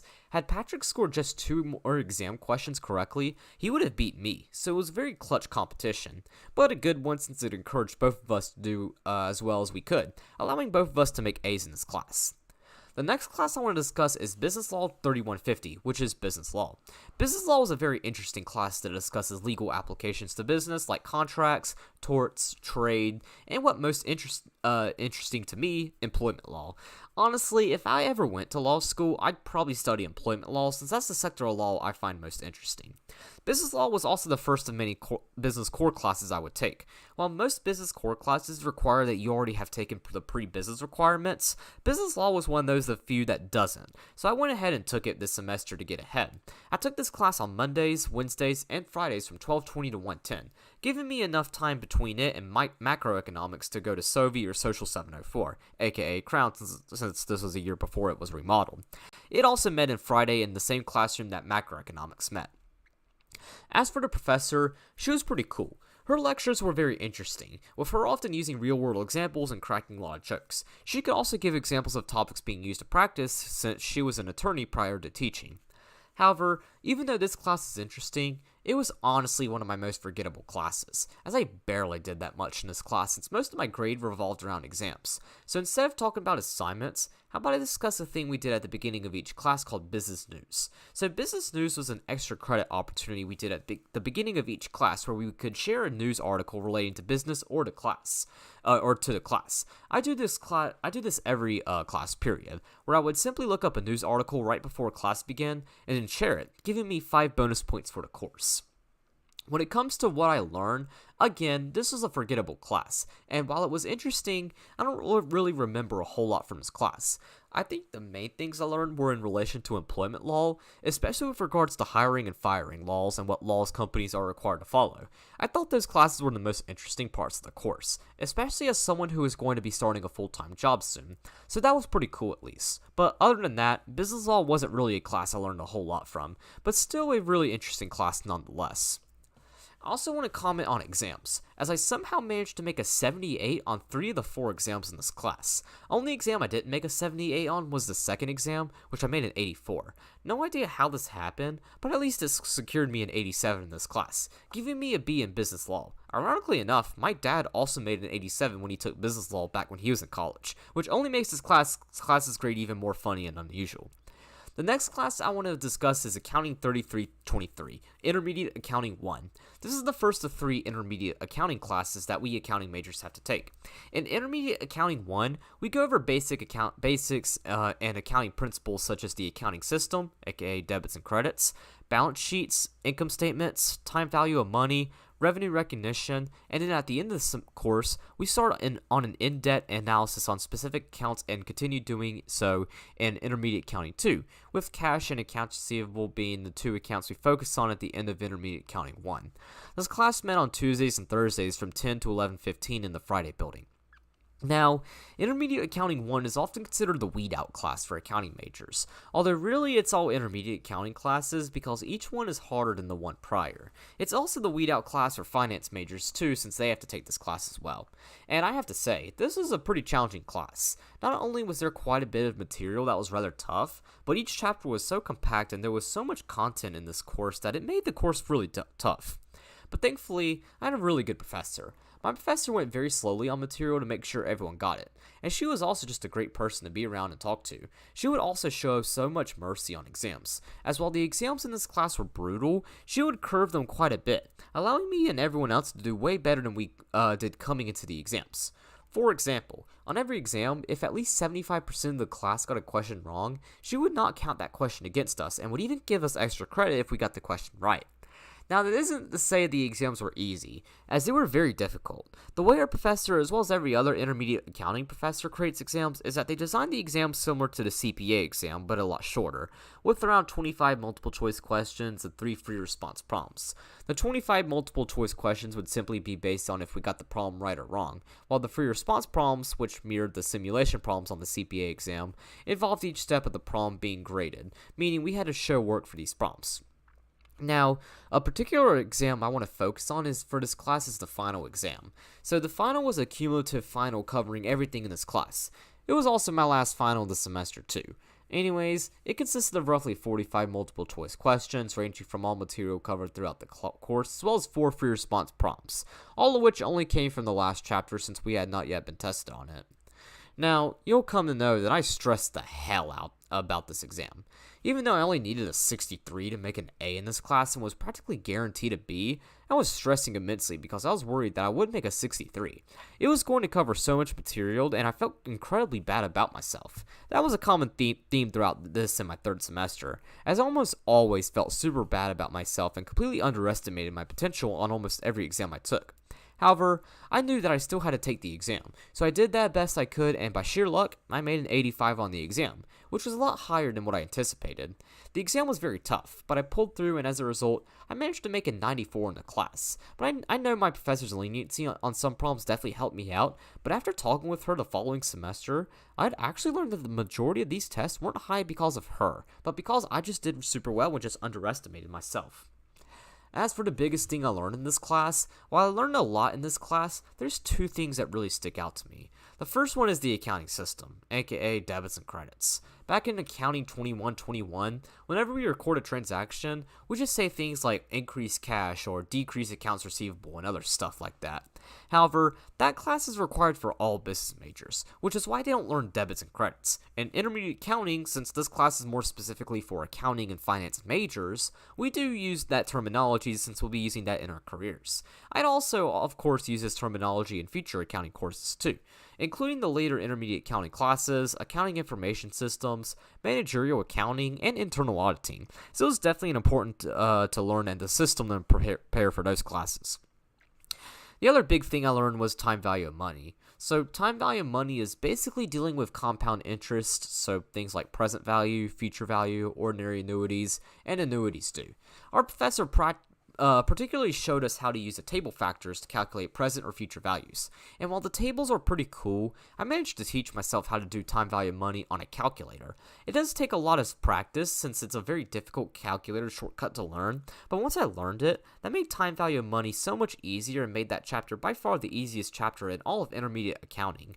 It would also be super useful for intermediate accounting 2 and 3, as well as a class I took in spring of 2023 called financial management, which I'll get to later. Overall, while Intermediate Accounting 1 was really hard and amongst the toughest classes I took at UNC Charlotte, it was a good class and I learned a lot from it. It was definitely one of the more memorable classes I took, and the same can be said about Intermediate Accounting 2 and 3, which I'll get to when I discuss my third and fourth semesters respectively. Now, the last class that I have to discuss for the fall 2022 semester is Statistics 1220, which is Elements of Statistics 1. This class is an introductory statistics class that every student at UNC Charlotte is required to take. Most students take this class their first semester at UNC Charlotte, given that every major requires it, although it is usually the first roadblock for most students' college progression since it can be a difficult class. Well, for some people. For me, I actually found this class pretty easy, as statistics is one of those you either really love or really hate, with me being on the really love side of the spectrum. Anyways, this class pretty much introduces students to the foundation of probability and statistics. So we'll start with very basic distribution variables like mean, median, mode, standard deviation, range, that stuff. It then goes into a little more complex stuff like the empirical rule of normal distributions, binomial and discrete distributions, and continuous distributions. Then the last third of the class is by far the hardest but most interesting and useful section, going over confidence intervals, hypothesis testing, and linear regressions. So it's one of those classes that starts really easy, but gets harder as the class goes on. It met on Tuesdays and Thursdays from 1 to 2:15 on the second floor of Denny, the same building where I had Western History and Culture the semester before. However, I think from my experience taking this class, students seem to struggle throughout the entirety of taking it.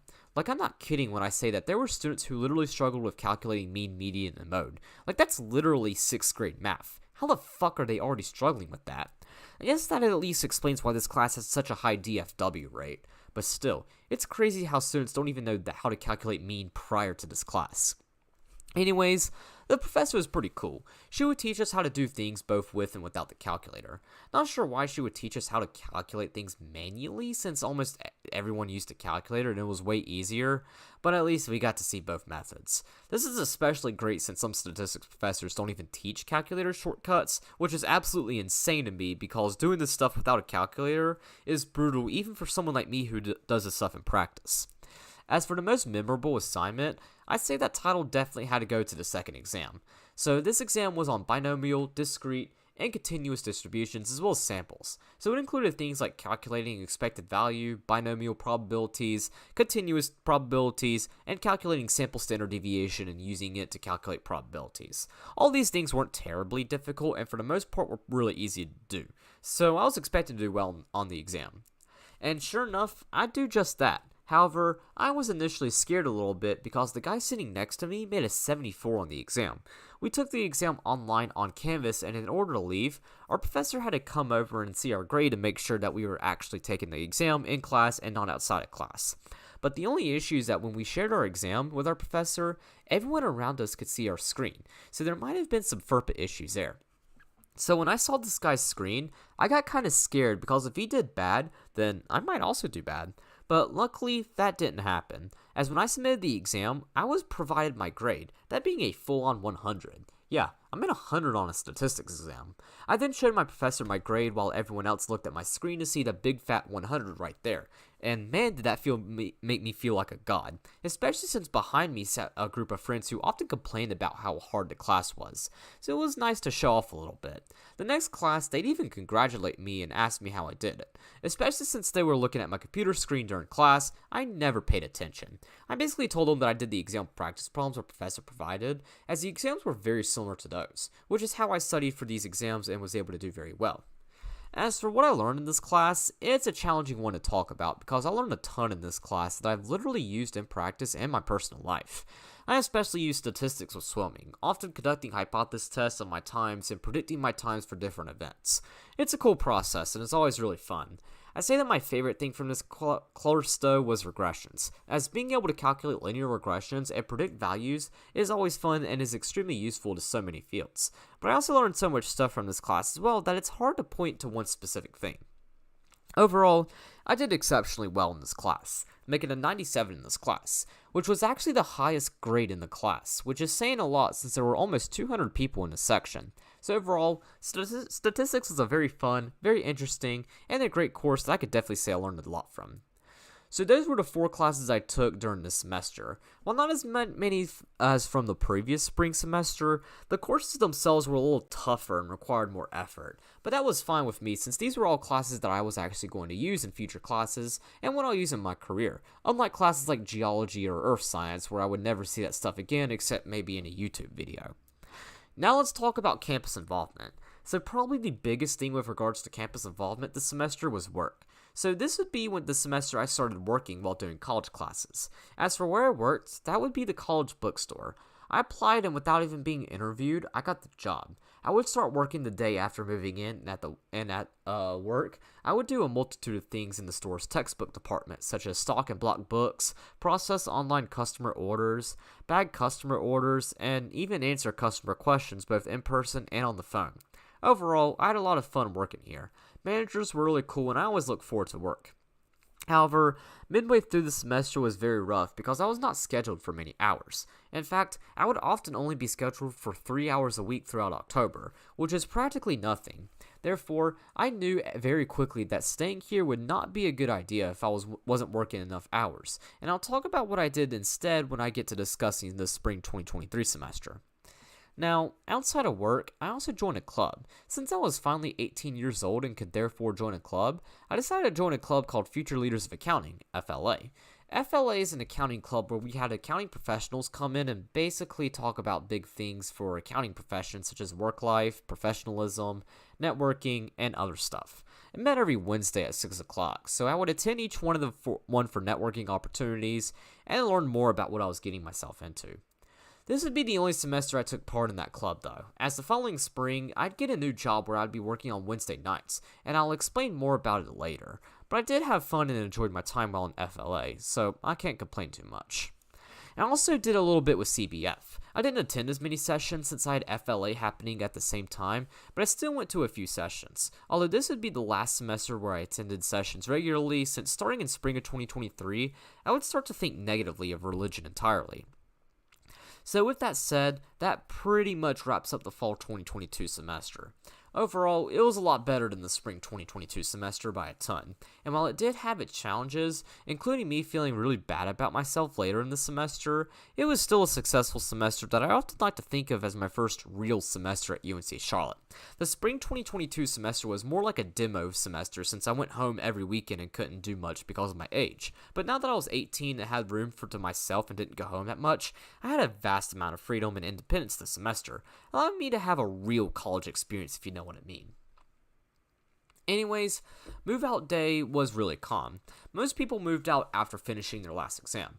I ended up moving out after a few days later since Dad had to work, but once the day arrived, he came up and helped me move out. I brought quite a bit of stuff back home, including my gaming chair, computer and monitor, and a bunch more stuff. But once we got that stuff, we headed back home, officially putting an end to my second semester. So now let's move on and discuss my third semester at UNC Charlotte, spring 2023.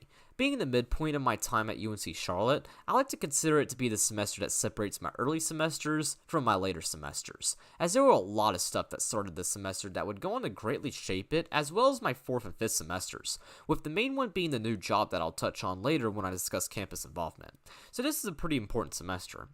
It'll also be the semester that I stopped caring so much about girls and romantic relationships, allowing me to not only feel better about myself, but also be happy for people in relationships and not be jealous. This would result in me being more mentally stable, and this mental stability would carry forward to my fourth and fifth semesters too, allowing me to have much better mental health the second half of my time at UNC Charlotte compared to the first half.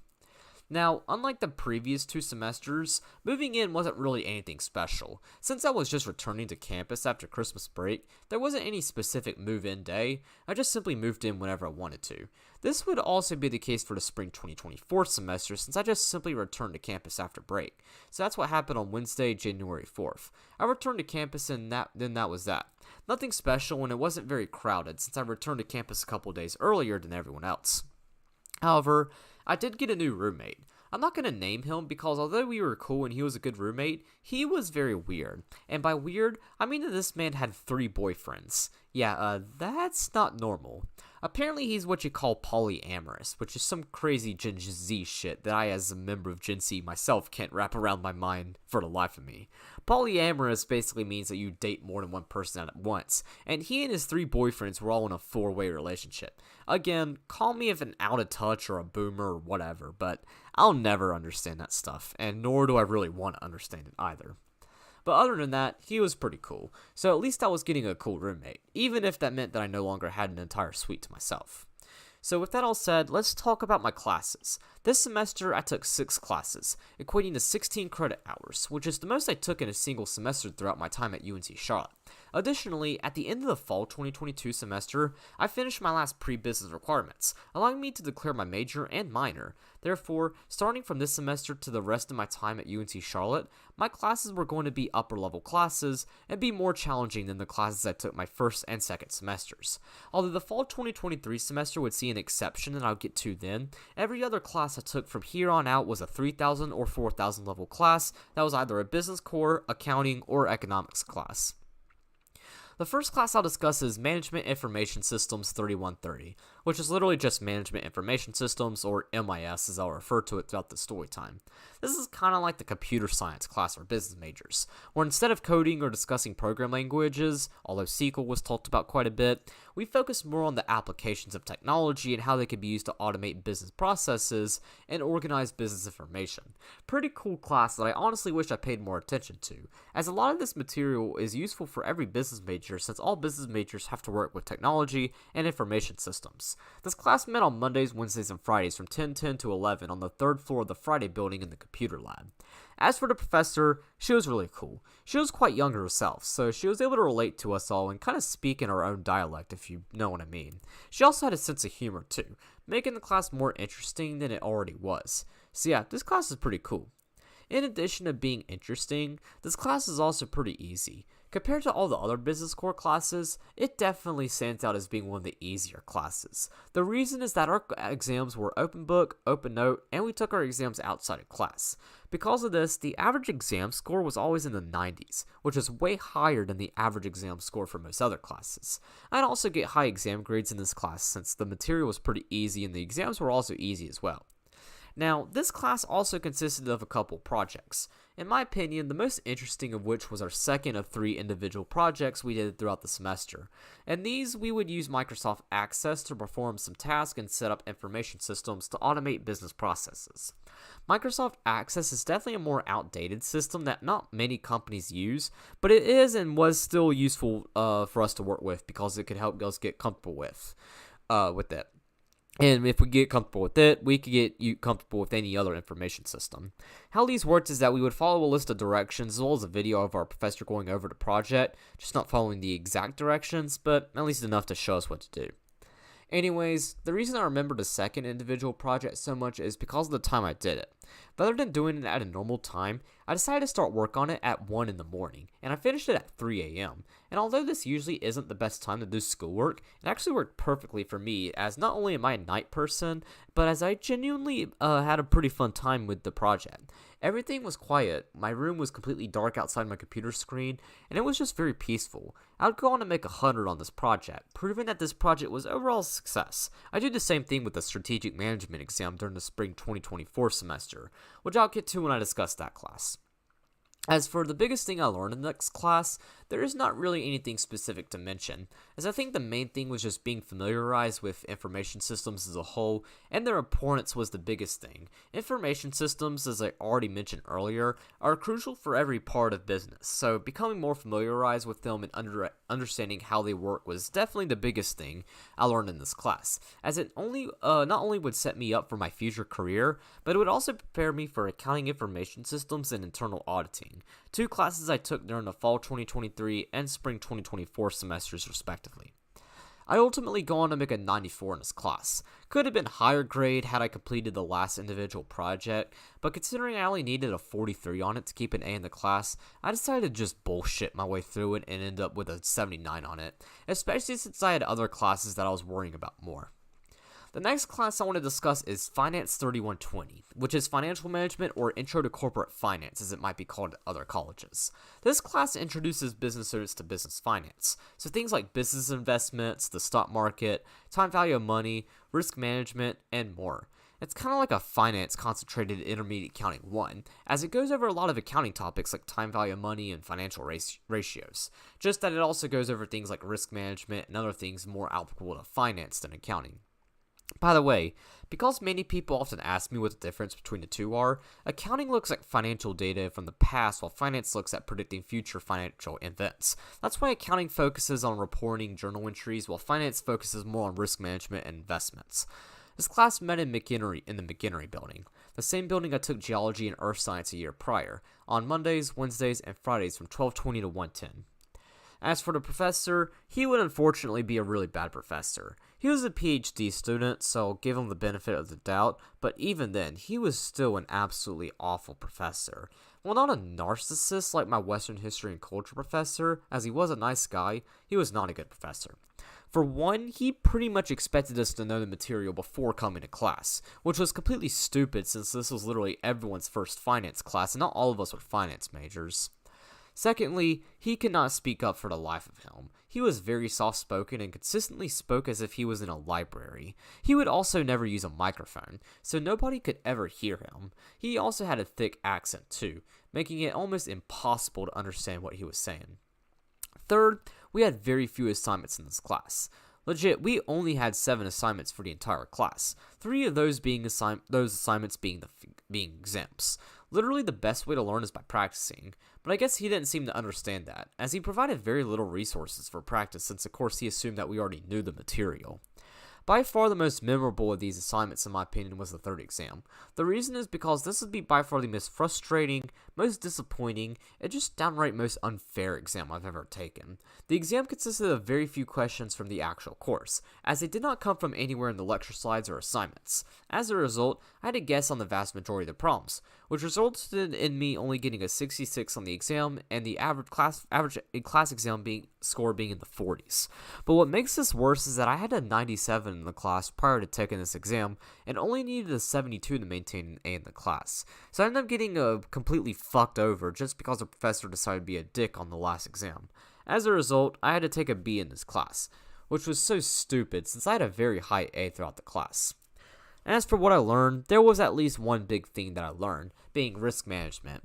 While this class for the most part sucked since our professor could not teach for the life of him, the risk management portion of the class did at least catch my attention because it was literally just applying statistics to investments. This interested me immensely since I took statistics the semester before, so being able to apply it to financial behaviors and investments was really cool and extremely useful for choosing which companies to invest in. In fact, a few months after finishing this class, I would go on to teach myself how to apply statistics to finance and taught myself how to predict stock prices and evaluate risk, which I still often do to this day and is what I could usually mean when I say I do statistics in practice. So at least this part of class is cool. I'd ultimately make an 88 in this class, giving me a high B in this class. Again, that was extremely frustrating, and it still frustrates me even now that I've graduated, but it still is infuriating knowing that I spent all semester maintaining an A in this class just to be backstabbed by the last exam. The next class I want to discuss is Operations 3100, which is Operations Management. This class goes over the basics of operations and supply chain management, from product development and manufacturing process to more complicated things like quality control, Six Sigma, and materials requirements planning. It goes over all the basics of that stuff. I know quite a bit of this stuff prior to taking this class, since my dad is a supply chain manager and does a lot of this stuff when he all the time at work. So he was kind of my go-to guy for the semester with any questions for the course, since he's the expert in this material. This class met on Mondays, Wednesdays, and Fridays in McHenry in the same classroom as financial management from 125 to 215, so I didn't even have to move out of my seat, although I still did just to move around a bit. As for the professor, he was really chill and pretty cool. He was a really sarcastic guy, often joking about the things he as an undergraduate student did and talked about how we were all smarter than he was back then. He'd often make fun of us quite a bit too, which was always pretty fun and made the class more interesting whenever he would say, "Zach, you're the accounting major, you've definitely heard of this stuff," so it was pretty cool. As for a particular assignment that stands out, the one that would definitely be the executive summary. So for this project, we had to interview a supply chain professional about what they do and ask them about questions related to the material from the class. We then had to write a one-page paper about what we learned. Now, usually these would be terrifying assignments for me, since that meant that I'd have to try to find a professional and set up a time to talk to them, which, as an introvert, that's pretty scary. But thankfully, my dad, as mentioned earlier, is a supply chain manager, so I just simply did the interview with him. The interview went really well, as he was able to explain everything very clearly and even put a lot of his answers into economic terms, since he knows I'm a lot more familiar with economics than I am with operations management. A lot of the stuff he mentioned was also directly tied to the course, which surprised me a bit since I knew what we learn in class and what's in practice is often very different, but there were quite a bit of similarities, especially when Dad was discussing things like materials requirements planning and quality control. So it went very well and I learned quite a bit from the interview. I'd also go on to make 100 on the project as well, so it was a success. As for a particular thing I learned, there's two things I didn't necessarily learn in depth, but got a broad overview that allows me to at least have a conversation about them. The first one is Materials Requirements Planning, or MRP as it's abbreviated. An MRP system is a supply chain system companies use to control inventory, and it helps them determine how much raw materials to produce to determine how much work in process and finished goods they will make. While it's a really complex system that Dad continues to make fun of me for not understanding how to work it, since he does it as part of his daily routine at work, it's still a pretty cool system that's crucial for companies to satisfy product demand. Another big thing I learned is Six Sigma. Six Sigma is kind of like the long-term goal most companies have in mind in terms of statistical quality control. Six Sigma gets its name because it's 6 standard deviations from the mean, or 3.4 out of a million. This means that companies aim for only 3.4 defects in their products for every million products they produce, which is extremely hard to achieve since in statistics, just getting 3 standard deviations is tough enough because that's 3 out of 1,000. Overall, I did pretty well. Even though I only made an 87 in this class, giving me a B, I was still happy about my grade because this is a challenging class. In my opinion, this is the hardest business core class, and even harder than my financial management class, just because of how much statistics and other math is involved. Even though I'm good at math and especially statistics, I tend to not do as well when I don't know why we're doing specific calculations, which is my experience here. Oftentimes, when we were doing calculations, I was confused about why we were even doing specific calculations, why certain variables were present in the calculation, making the formulas and calculations more difficult. Nonetheless, I still succeeded through the the class and did very well in it overall. The next class I want to talk about was my 1-credit class this semester. It was Accounting 3300, which was Professional Development for Accountants. This class was a class about the accounting profession and what to expect beyond college, so it was kind of similar to that Business Professional Development class I took during the spring 2022 semester, but specifically for accounting majors. It met on Tuesdays at 8:30 in the Friday building. The timing for this class was always extremely inconvenient, as I'm not a morning person whatsoever, so having to go to class at 8:30 was not fun at all. As for the professor, he was okay. I couldn't really form an opinion on him since this wasn't an actual class with actual course material and exams, although I would take him for a class during the fall 2023 semester, and I'll talk about more about him then. Additionally, he almost always brought in guest speakers, so I couldn't even judge his lecturing since we always had someone come in and talk to us. At least when I did take him for a class, I could make my opinions on him then, and I'll talk about him more when we get there. As for a particular assignment from this class, the most memorable one was definitely the summative paper, which was our last assignment in the class. It was basically a 2-page paper where we talked about what we learned in this class, what our aspirations were at the end of the class, and how we were going to make the aspirations beyond the class and into our careers. I can't exactly talk about too much from this paper here, since it consists of a lot of personal information regarding my life after college, but I will say it is a pretty cool paper. I made 100 on it. As for something I learned, honestly, I can't really comment on anything specific. Pretty much everything taught in this class is stuff I already came in knowing. So things like professionalism, ethics, the CPA exam, and a bunch of other stuff that I already knew. So I can't comment on anything specific. But overall, I did pretty well in the class, making a 94 in it, giving me an A. Again, being a 1-credit class, this is pretty easy, especially since the hardest part about this class is literally just waking up early every Tuesday morning, but otherwise, this is a pretty good class.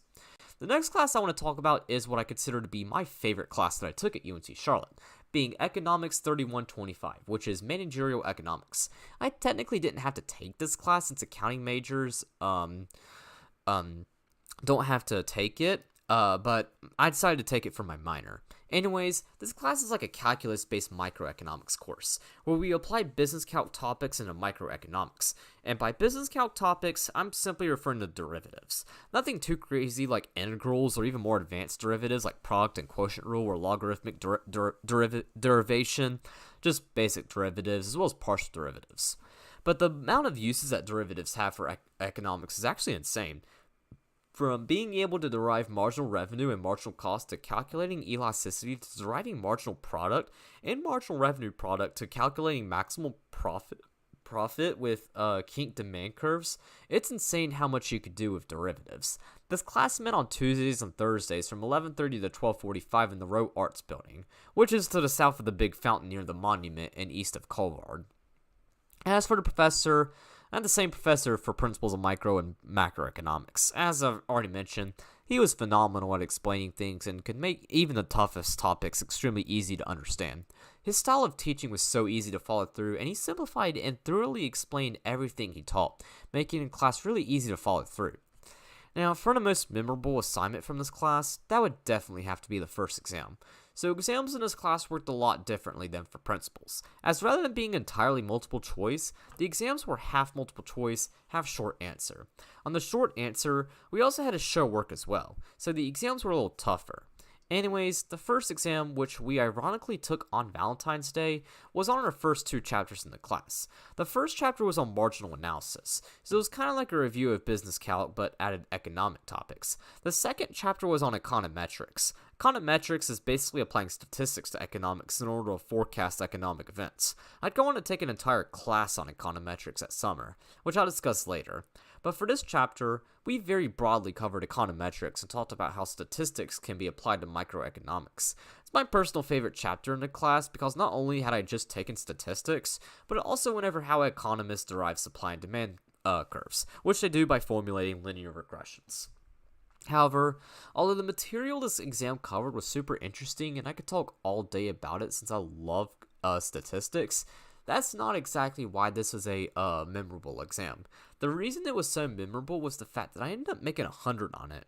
Even though I was anticipating a high grade on it, I was not expecting a full-on 100, which definitely surprised me a bit.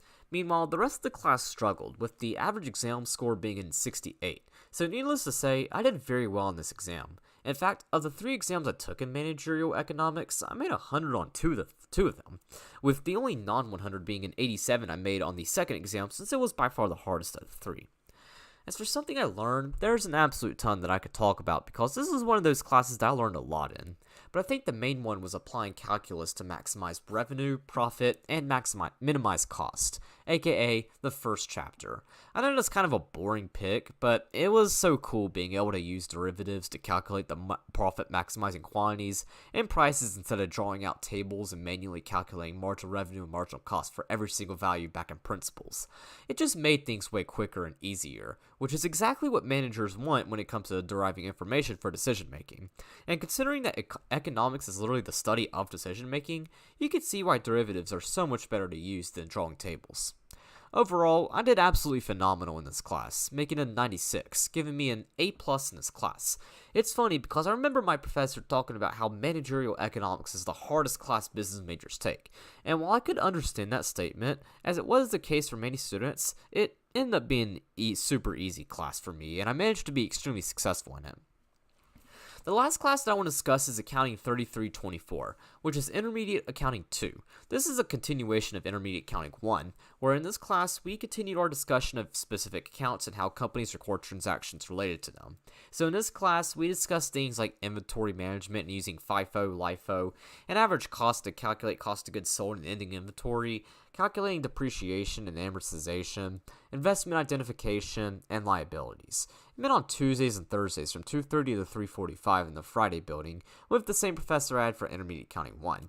Again, she was amazing and did just as well with teaching this course as she did with Intermediate Accounting 1, so nothing different there. It also met on the Friday building, just not in the same classroom as Intermediate Accounting 1. As for a particular assignment from this class, just like with Intermediate Accounting 1, the final was the most memorable thing from this class. The final worked the exact same way as it did for Intermediate Accounting 1, where the multiple choice section was comprehensive while the written response problems were exclusively from the last chapter. The multiple choice section also was more heavily weighted on the last chapter. This would prove to be extremely beneficial because the last chapter in Intermediate Accounting 2, which was about bonds and other long-term liabilities, was actually the easiest chapter in the class. I also got really good with it too, allowing me to absolutely destroy the written response problems on this exam. In fact, I even did the written response problems first, and just because I was so good with the material, I go on to make an 80 on this exam, which I was more than happy with since this is a pretty tough exam. As for a particular thing I learned, we're going to stick to the last chapter and talk about it, as I got incredibly lucky with this material. As mentioned, it covered long-term liabilities, so things like bonds payable, as well as long-term notes payable and things like installment payments. Installment payments are really cool because they can actually be applied to personal finances, particularly with borrowing money for auto and mortgage payments. That was definitely something that caught my attention, since not only is there a professional use for this chapter, but there's also a personal use as well, which is why the time value of money chapter from Intermediate Accounting 1 caught my interest as well. Overall, I did pretty well in Intermediate Accounting 2, making an 88 in this class, giving me a B+ for it. While not nearly as good as I did in Intermediate 1, but this class is a little tougher since this material was definitely a lot more challenging and more in depth. But at least after finishing it, I would only have one more Intermediate Accounting class, although it would be going to be not only the toughest of the Intermediate Accounting classes, but the second hardest class I took during my time at UNC Charlotte. So those were my classes for the spring 2023 semester. A lot more than what I took the fall 2022 semester, and more than any other semester, as 16 credit hours is quite a lot. But now that I've discussed classes, let's talk about campus involvement. The first thing that I'll talk about would be my new job. So near the end of the fall 2022 semester, I applied to be a peer tutor for Principles of Accounting 1 and Business Calc. Not only would I be making more money as a tutor and have a more interesting and enjoyable job, but I'd also be working far more hours than at the bookstore. As mentioned, my managers at the bookstore did not schedule me many hours a week, sometimes only 3 hours a week. Even after asking for more hours, they declined. Therefore, I decided to search elsewhere for work, and after getting an email from the tutoring department encouraging me to apply, I figured I might as well. So I did that, had an absolutely fantastic interview with one of the department supervisors, and got the job, which I began the spring 2023 semester and would stay all the way until I graduated, since, as I'll get to in a bit, I had extremely good working conditions, a fantastic boss and supervisors, and amazing coworkers and tutees. Now, initially, I was hired as a Principles of Accounting 1 and Business Calc tutor. However, we were allowed to pick up any other class that we wanted, just as long as we made an A or had a recommendation from our professor. Midway through the spring 2023 semester, I would pick up statistics. Then right before the summer 2023, I would pick up macroeconomics, microeconomics, and managerial economics. Then right before the fall 2023 semester, I'd pick up intermediate accounting 1, meaning I was tutoring 7 classes by the time I left this job a couple weeks ago. That's definitely more than most people, but considering that tutoring so many classes kept my demand high, it worked out great, especially since I had a ton of in-depth knowledge on these topics. Now, how my availability worked for the spring 2023 semester was that I would do appointment tutoring on Mondays and Wednesdays from 2:30 to 6:30 in the tutoring center. Then on Tuesdays and Thursdays, I would do drop-in tutoring, meaning students could come in and get tutoring for whatever subject they need. Then on Fridays, I usually didn't have appointments, but they would always be online. And while my times could vary per week, as I was paid by the hour and I spent tutoring, doing drop-ins or creating course material review or practicing course material, I usually did very well with hours since I always had high demand. As for my most popular class, it actually kind of fluctuated each semester, but for the spring, the 3 classes I tutored were equally spread out, as none of the 3 classes really saw more appointments than the other.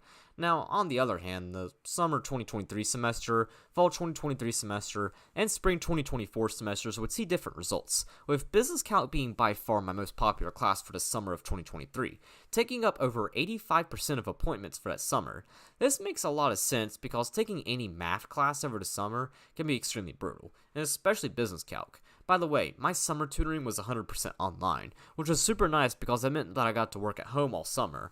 I see different most popular classes for the fall 2023 and spring 2024 semesters that I'll discuss when I talk about campus involvement for those semesters. As for my personal well-being at work, it was pretty good. I never was too overwhelmed this semester, and overall, I had a pretty easy semester for tutoring, despite it being my first semester tutoring. So it was definitely nice for me to start easy, especially since the fall semester would be a lot busier, although things would at least calm down the following spring semester. Now, I also want to touch on reading day too. So on reading day, which is the day in between our last day of classes and finals week, the tutoring department hosts a multitude of reading day review sessions for different classes, usually math-heavy, lower-level classes that have extremely high enrollment. These include classes like Calc 1 and 2, College Algebra, Organic Chemistry 1 and 2, Introductory Physics and Engineering Physics, and more. It's a good way to help students prepare for their finals, especially in the more math-heavy and tougher classes. Reading day sessions are led by us tutors, although we also have to do an application process to host one. I'd luckily go on to host one each full semester I tutored, meaning I hosted 3 total. To make things even more interesting, I even did different classes for each semester. For the spring 2023 semester, I hosted the reading day session for Principles Accounting 1. It took a lot of work to prepare for, as I had to create a comprehensive packet, almost as if I was creating the final myself. Then on reading day, I would get up in front of over 50 students and help them prepare for their final. Overall, it was an absolute success, as I received incredibly positive feedback, and the tutoring department as a whole was extremely happy with my performance. In the fall 2023 semester, I would hold the one for Business Calc, and in spring 2024, I would go hold the one for statistics. These sessions would also be very good and really fun to hold. So yeah, that was tutoring. Very fun job, and it definitely got me through my second half of college. And it was fun too, since I was getting to go back and talk about material that I'm not only very comfortable with, but I enjoy, so I gotta do what I love. So yeah, it was a great job. Now, because I would begin tutoring on Wednesdays at night, that meant that I could no longer attend FLA, so I had to leave the club, and also not attend CBF as often either. I stopped going to CBF midway through the fall 2023 semester, and only attended 2 sessions during the spring 2023 semester, as well as only 1 session the fall 2023 semester, and did not officially leave the spring 2024 semester. None of this was CBF's fault, as they always treated me very well, and I still to this day consider them my only positive experience with evangelical Christianity, but during this time, I'd start to really despise church and religion. Now, outside of work, I honestly didn't do a whole lot of campus involvement-wise. All I did was go to class, go to work, eat at the dining hall, and then go back to my room. I pretty much gave up on being super involved on campus and trying to make a bunch of friends or finding a girlfriend, as this would be the semester that I started to accept myself for who I am and practice independence. It worked out great because halfway through the semester, I stopped caring about others with friends or in relationships, and instead focus on myself, which I think is a much better mindset to have since as a result, I could better myself and do what I want. And plus, friends wouldn't be an issue the following semester, as I'd make an absolute ton of friends that fall and following spring. So that's pretty much how the spring 2023 semester worked. Let's wrap this semester up by talking about move out day. So moving out day, which was Friday, May 12th, was actually quite stressful because literally everyone was trying to move out at the same time as me, making the loading areas tough to access. But eventually, Dad was able to get a spot and we were able to move out. And interestingly enough, it was not that hard for us. We were expecting to have to paint over my room and do a couple of other fixes, but we didn't even have to do that, allowing us to get out of my room very quickly. However, we still had to stay on campus since Mom had her graduation ceremony that day. At the same time that I was attending UNC Charlotte, Mom was also enrolled, just that she was working towards a master's in elementary education, which she obtained with a 4.0 GPA that semester. So me and Dad stayed on campus for a little while, and then later that afternoon, we watched her graduation ceremony, which was really cool to see and cheer her on, especially as this was a big historical moment in our family because that made Mom the first person on her side of the family to obtain a master's degree. It's also significant because education isn't really thought of as super important on Mom's side of the family. In fact, Mom was literally the first person in the family to obtain a bachelor's degree back in 1997, and that was only the third person to obtain one in 2024. So it just comes to show how important this was, and it also set a scale of how far to go in terms of education. Although right now, I do not want to stay in school, as I'm 100% tired of it and I'm happy about taking a break. I've told myself that eventually, I'm going to go further than Mom, which if I still haven't retired from Storytime in 15 or 20 years, y'all might see a couple Storytimes about. Afterwards, we made our way back home, officially wrapping up the spring 2023 semester and my third semester of college. Overall, it was very successful. The semester was definitely a good one in terms of mental growth, as it would pretty much mark the semester that I stopped giving a fuck about the others and worked on myself, allowing me to be more mentally stable from then and then all the way through the rest of my college experience. So it was a good semester for me in that regard, as well as a good semester to show me what taking upper level classes were like, since every class I took this semester was a 3000 level class. Now, before I get to the fall 2023 semester, I want to talk about the summer. So, the summer of 2023 was a lot more eventful than the previous summer, as not only did I take more classes, but I also got to continue working as a tutor. Over the summer, I got to do my tutoring sessions online, meaning I had a fully remote part-time job over the summer, which was super cool and extremely nice. All of my tutoring sessions were appointment-based sessions, which was also nice since I could kind of prepare for what kinds of things the students might want to work on. Again, my busiest class this summer was business calc, with literally 85% of my appointments this summer being for it. This would also be the semester that I picked up principles of macroeconomics, microeconomics, and managerial economics. I had a recurring appointment for microeconomics, but was never really busy in any of my other econ classes, although that would change that fall, especially for managerial economics. As for my appointment availability, my availability changed for both halves of the summer semester. During the first half, from May till June, my availability was Monday through Friday from 2 to 10, with 20 hours being the maximum that I do per week. Then the second half, from July to August, my availability was Mondays from 12 to 5, and then Tuesdays and Thursdays Fridays from 2 to 10. I took a break on Wednesdays, and my availability changed because of classes. That's it. Speaking of which, let's talk about classes. So for each half of the summer, I took 2 classes. All of my classes were online, meaning I didn't have to go anywhere. Anyways, the first class I'll discuss is Management 3140, which is Management and Organizational Behavior, or just Management as I'll call it. This is a business core class that pretty much introduces us to what management is, what organizational behavior is, and a whole bunch of theories and other concepts in management. Basically how to be a good manager. Although it was meant to meet every weekday from 11:30 to 1, our professor said that we would not need that much time. So we only met online on Zoom on Thursdays, meaning making this mostly an asynchronous class. Speaking of the professor, he was a PhD student teaching his class as part of his requirements, and he was actually pretty good. He was definitely very excited and enthusiastic about the course material, and you could tell that he definitely enjoyed talking to us about organizational behavior.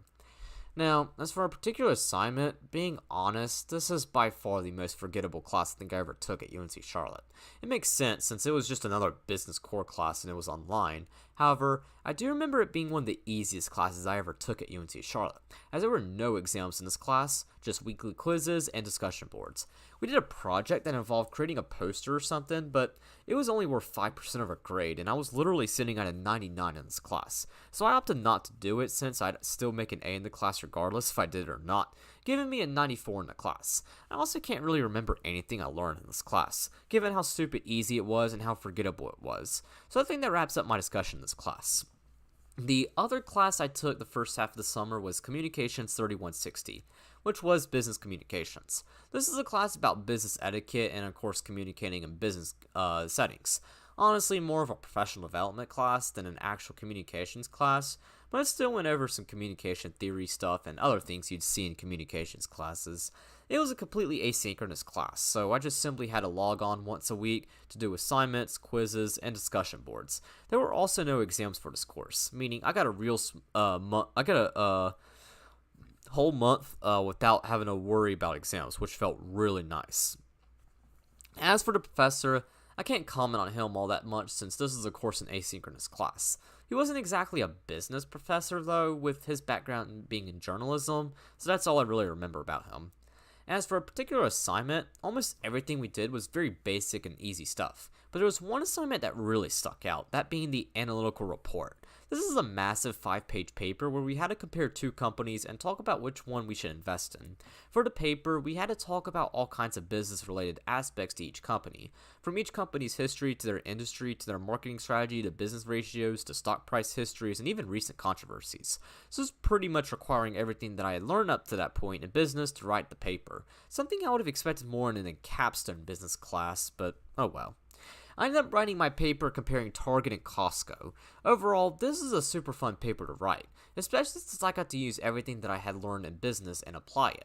Some examples of things I got to use included but not limited to monopolistic measures from managerial economics, accounting ratios from Intermediate Accounting 1, logistical ratios and material requirements for planning from operations management, marketing strategies from a class I would take later that summer, and earnings per share and risk portfolio management from financial management.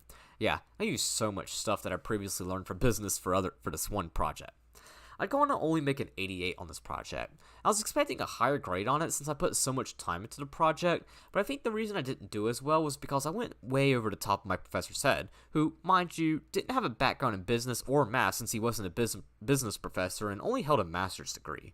So he was probably extremely confused when I discussed things like the Herfindahl-Hirschman index or inventory turnover or empirical rule of normal distributions. I'm sure if he was an actual business professor or if he mentioned the direction to not go too in debt, I'd have done a little bit better on this paper.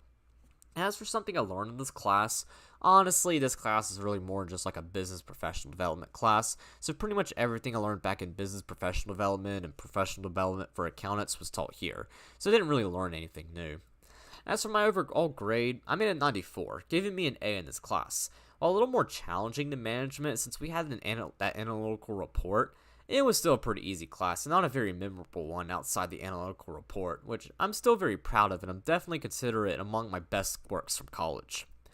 So that was the first half of the summer. For the second half, I would also take two classes. The first of these classes that I'll discuss is Marketing 3140, which is Principles of Marketing.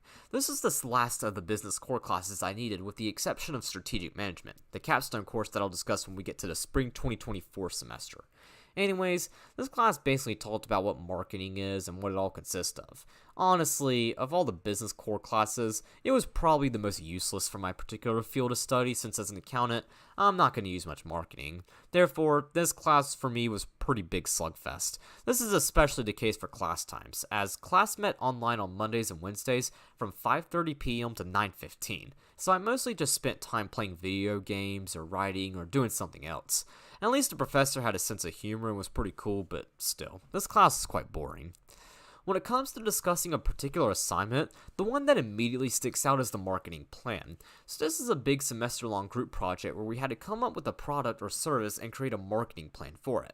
From the product or service itself to our target audience to financial implications to all the other stuff in marketing, we had to go over all of it in this project. Me and my group would spend the entirety of the semester going over project material and completing each individual part. At least these individual parts were treated as assignments throughout the semester, so by doing each of these parts, we just had to simply combine them into one for the final product, making this project not nearly as hard. In addition to creating a marketing plan, we also had to share it to the class. As for what my group decided to do, we decided to create an app called Park Stats. Basically, parking on campus is an absolute nightmare Monday through Thursday from 9 a.m. to 6 p.m., as parking spaces are in extremely high demand, given UNC Charlotte's commuter school stereotype. I'm definitely happy to have lived on campus all 5 semesters I attended, but for my commuter friends, I could tell that this is something that frustrated them immensely, especially since UNC Charlotte refuses to build more parking decks. Therefore, my group proposed an app that could track parking spaces and commute times to make it easier for students and faculty to find parking spaces, as while it wouldn't necessarily help with the high demand for parking, it would at least help locate empty spots. So that's what we did our project on. We came up with all the features of Park Stats, including lot availability, commute time, and even statistical history of parking spaces, such as probability of a lot being open at a particular time or day. It was definitely a cool concept that if it was real, I'm sure it would be a massive help for many UNC Charlotte commuters and make traversing through the pain of parking on campus much easier. Our professor was also on board with this idea, even going as far as complaining about her experience with parking on campus and how annoying it is for her sometimes. And the class was also very interested in Park Stats too, which is exactly what you want when marketing products. We ended up making a 96 on this project, which I think was very well deserved. As for something I learned in this class, honestly, I can't really think of anything. Like, everything discussed in this class is honestly just common sense. Like, if you were trying to advertise some high-tech piece of technology, of course you would advertise it to Gen Z audiences on places like Instagram or TikTok, not on newspaper or Facebook, where the only people who will see it are boomers who don't even know how to save a Microsoft Word document. That's just common sense. Although given how common sense seems not to exist all that much nowadays amongst most people, myself included, some people probably didn't know that prior to taking this class. Overall, I did very well in this class, making a 92 in the class. If it wasn't for that marketing plan, this class probably would have been just as forgettable as management, but at least that made it more interesting. But otherwise, it is still a rather boring class, with me only taking it since it was one of my business core classes. The other classes I took this half of the summer were Economics 3112, which is Econometrics.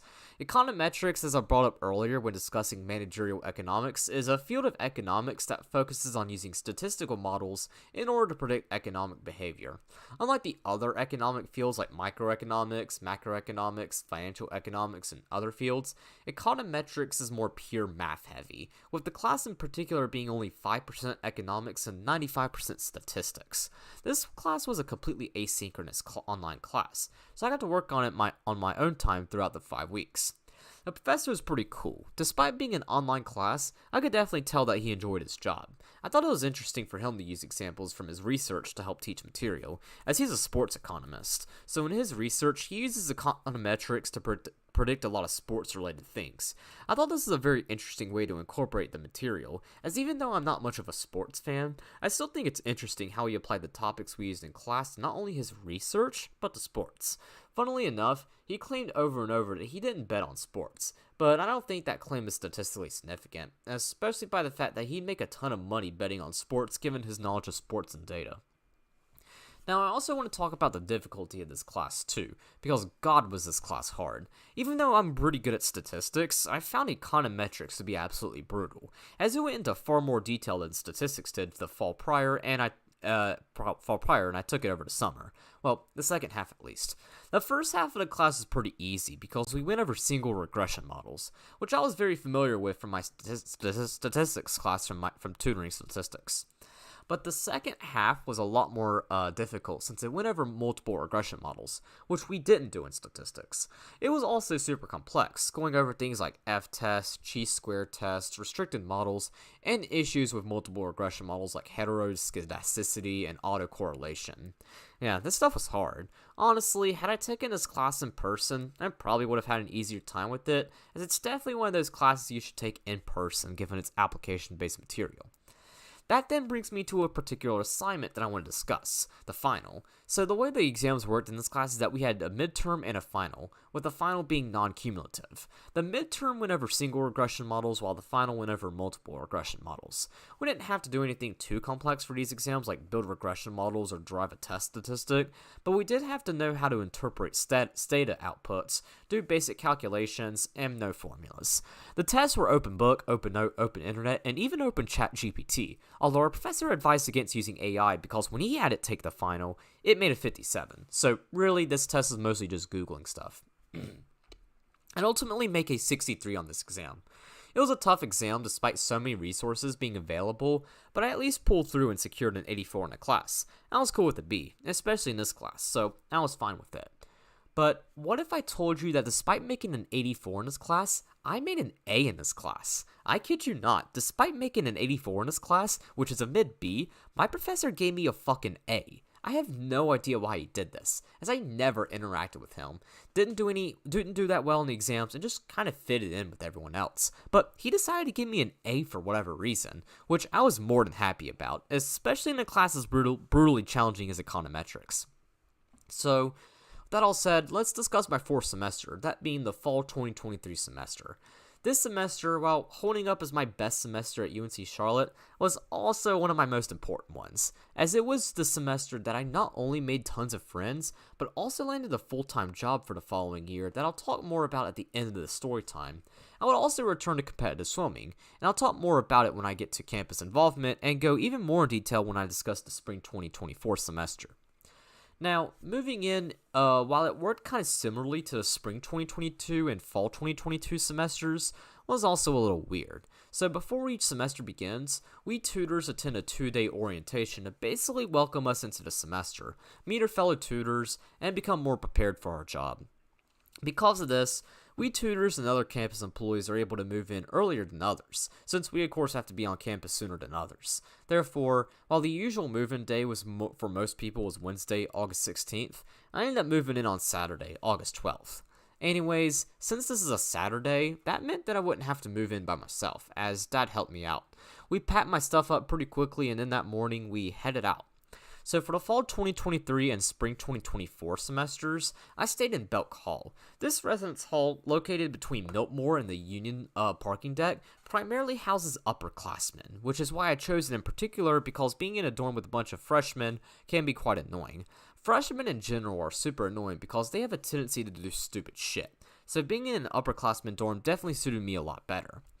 Now, how my housing assignment worked was that I was in a 4-person, 4-bedroom apartment, meaning I got my own bedroom and shared an entire living space with 3 other guys. This living space consisted of 2 bathrooms, a living room, and a kitchen, which was super cool since I could literally cook in the room. In fact, students who live in apartment-style housing don't even have to have a meal plan because they have a kitchen, although I still purchased one since I'm not the best at cooking and didn't want to set the fire alarm off consistently. As for my roommates, they were all super cool and great guys. The 3 of them were also seniors and had all been living together since they were freshmen, so they had known each other for 3 years. All 3 of them were also computer science majors, making me the outlier in the group. But nonetheless, the 3 of them were all great roommates and were great people too. One of them graduated that December, so I'll get a new roommate for the spring, who I'll talk more about when we get there.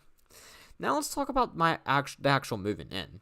Now, initially, I was expecting this to be easy because I didn't expect there to be so many people.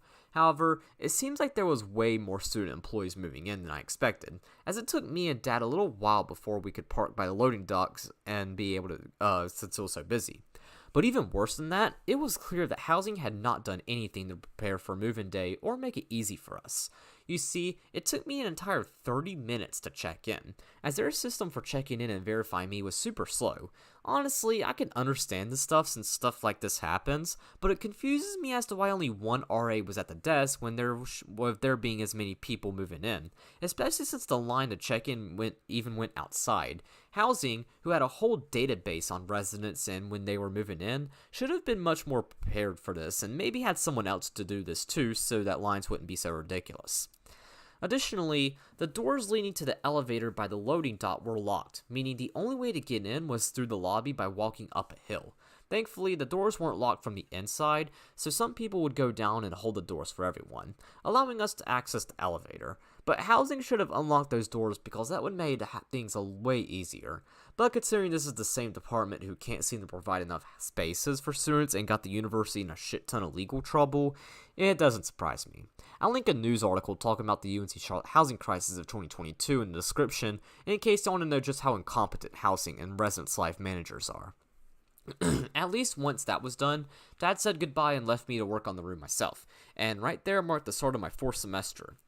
Now, for the first few days, because the dining halls were closed and of course I didn't have much to do, I simply just spent my time writing and watching anime. I brought my TV with me and put it in the front of my bed, allowing me to pretty much spend all day in my room. At least things would be more eventful that Wednesday when Sovi finally opened up, so I would start going there for meals. Social 704 wouldn't be open for another week, because since April of that year, it had been remodeled, although the remodeling would be finished the next week and I would start going there more often than Sovi since it's closer to where I lived. So with that all said, let's talk about the classes I took this semester. Originally, I was taking 15 credit hours, but I would withdraw from one class since I had an asshole professor who I'll talk about when I tell some stories from college at the end of this story time. Therefore, I ended up only taking 12 credit hours, equating to 4 classes. Let's start with one that might confuse y'all a bit, that being Accounting 2122, which is Principles of Accounting 2. The reason this class might be confusing is because it's actually one of the pre-business requirements that all business majors take. I, of course, took Intermediate Accounting 1 instead, so I didn't have to take it, but it still might not make much sense as to why I was taking this class as my second to last semester.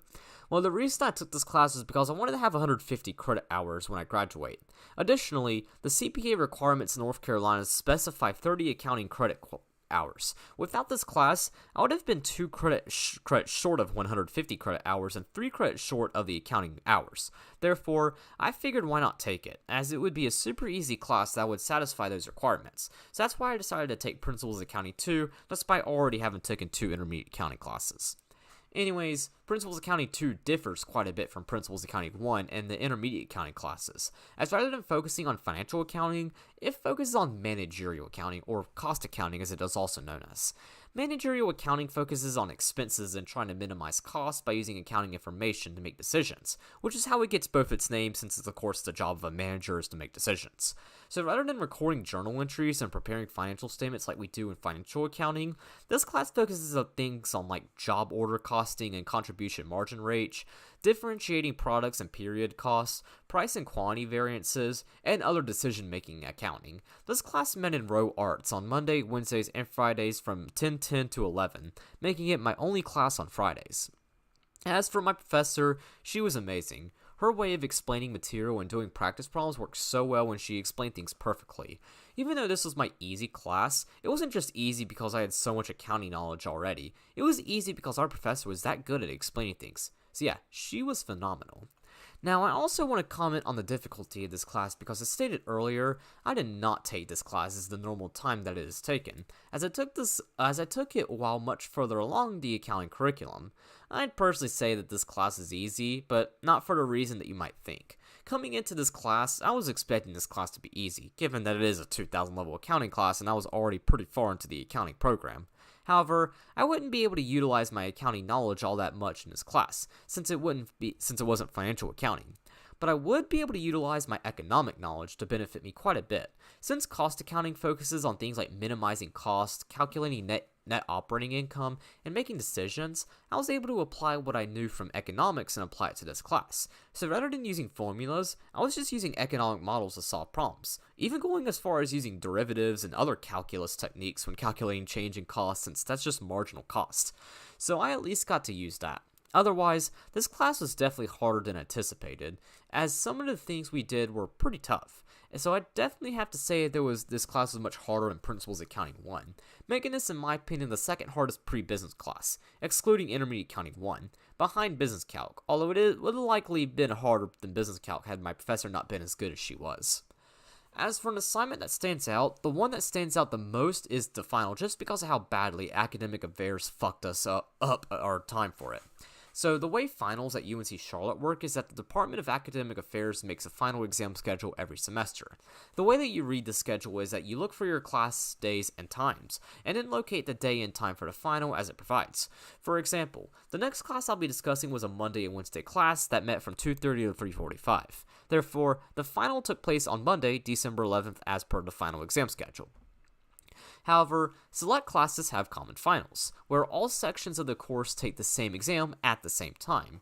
These are reserved for a select number of large classes with very high enrollment, such as College Algebra, Calc 1 and 2, General and Engineering Physics, and General Chemistry. I previously took one in the fall prior for Statistics, as Stat 1220 has a common final. Principles of Accounting 1 and 2 are also included as common final classes, although I didn't do the one for Accounting 1 since I took it over the summer. But I did get to take the one for Accounting 2, and let's just say that Academic Affairs decided to give us the weirdest and dumbest time that they could have given. They set our final for Saturday at 8 a.m. Yes, you heard me right. 8 a.m. on a motherfucking Saturday. What kind of bullshit time is that? They could have done it any other time and it would have been better. Hell, they could have made the final at 3 a.m. and that would have still been a better time. I have no idea what asshole at Academic Affairs thought it would be necessary to have the final be at this time of day, as even our professor was really upset with the time and complained about it. But we still had to do it anyway, so that's what we did. Now, even though the timing sucked, this exam was at least really easy. It was simply on the last couple of chapters, and while these chapters were tough, there was tougher content in the course, so I kind of breezed through the exam.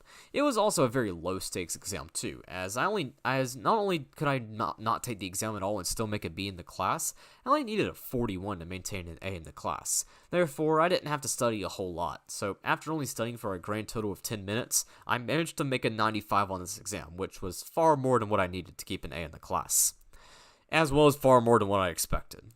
As for something I learned, surprisingly, I learned quite a lot in this class. Again, I was not expecting to learn so much since this was supposedly my easy class, but I still learned a lot from this class. I'd say the biggest thing I learned was definitely the differences between differential and sunk costs. I thought it was really interesting learning about how companies make these types of decisions, and how we shouldn't take into account certain costs because they would be incurred no matter what.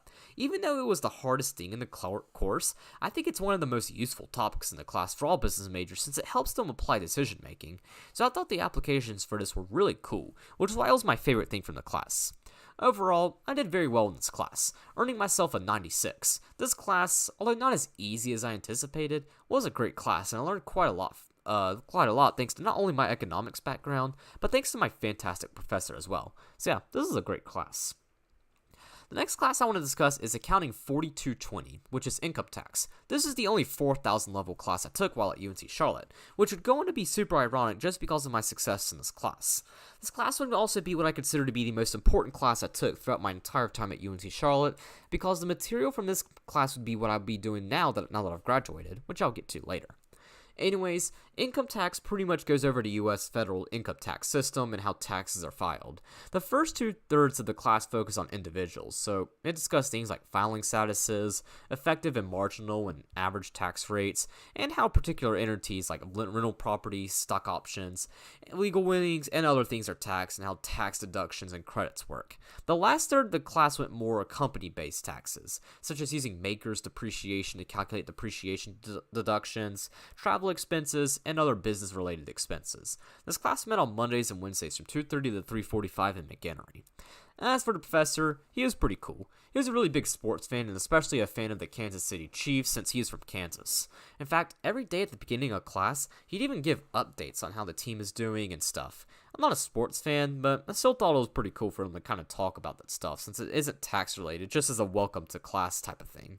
He'd also often make Netflix shows references and practice problems. Again, I can't relate too much since I only watch anime, but I still thought it was cool for him to relate to most of the class and be really chill with everyone. When it comes to a particular assignment, the most notable one for me was definitely the first exam. So the first exam was on things like calculating effective income tax rates, marginal tax rates, determining filing statuses and dependent status, the different IRS audits, and calculating total tax and reading tax rate schedules. Now, on each exam, our professor allowed us one-sided sheet of notes. Since filing status and dependents were something I struggled with quite a bit, I just simply put all the qualifications for each of the filing statuses and dependent statuses. And this would prove to be an amazing strategy because I'd say a good 70% of the exam was on this and reading tax rate schedules. Therefore, this made the sheet of notes massively helpful. In fact, it was so helpful that I would go on to make 107 on this exam.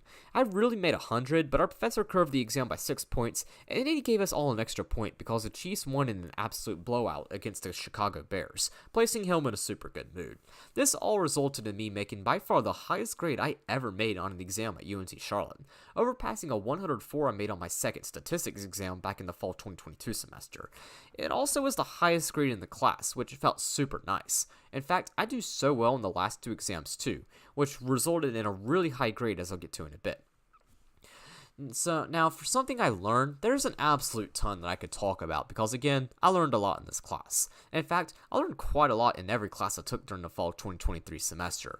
But I'd say the main thing in this class was definitely gross income, so discussing things that are parts of gross income like of course salary, but also things like benefits, tips, stock options, rentals, and more.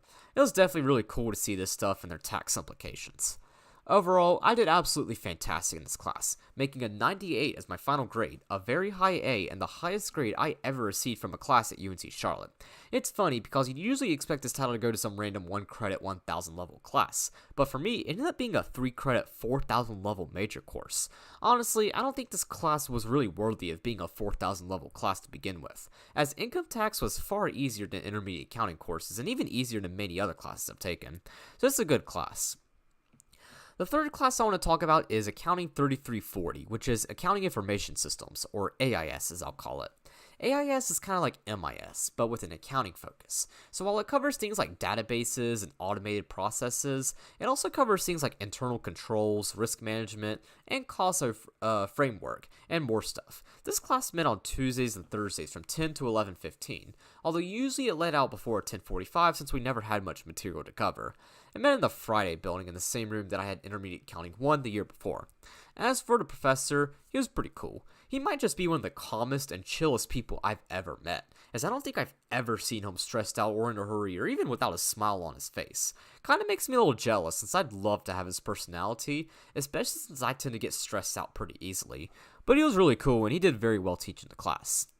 Now, as for a particular assignment, this is probably the class that sticks out the most when it comes to memorable assignments, projects, and exams, as literally everything we did in this class was super memorable and something I'll definitely recall looking back on my college experience when I'm older. By far the most memorable thing, though, was the Systems Understanding Aid, called the SUA. The SUA is a required project in every AIS class at all colleges and universities across the country where students get to go through this huge packet of documents and basically learn how manual accounting systems work. The SUA goes through the fictional company of Warren Sports Supply, a small Chicago-based sporting goods wholesaler that sells sporting equipment to colleges and universities in the Midwest. And our job is to record a multitude of transactions, as well as record month-end adjustments, year-end adjustments, and prepare the year-end financial statements. We worked on this project over the course of a month and a half, where our professor assigned us specific tasks to do before class, and then during class, we checked our work. Now, the reason I remember the SUA so much is because of just how absolutely agonizing and torturous this piece of shit was. Because holy fuck, was this project an absolute nightmare to do. For the whole month and a half that we worked on it, I spent roughly 3 hours, 2 nights a week working on this thing. The reason it took so long was because each transaction seemed to have a billion steps to it, and most of the time, I didn't even know if I was doing things right or wrong because the instructions that were included in the SUA were extremely unclear. Like, it might tell me to fill out document 7, but there might be 5 document 7s that all include different things. It was a horribly designed project that does a terrible job teaching accounting systems, as rather than showing how documents are filled out, it just tells us to fill out documents without any guidance, and I barely learned anything doing this project. But even worse than the transactions were the month-end transactions.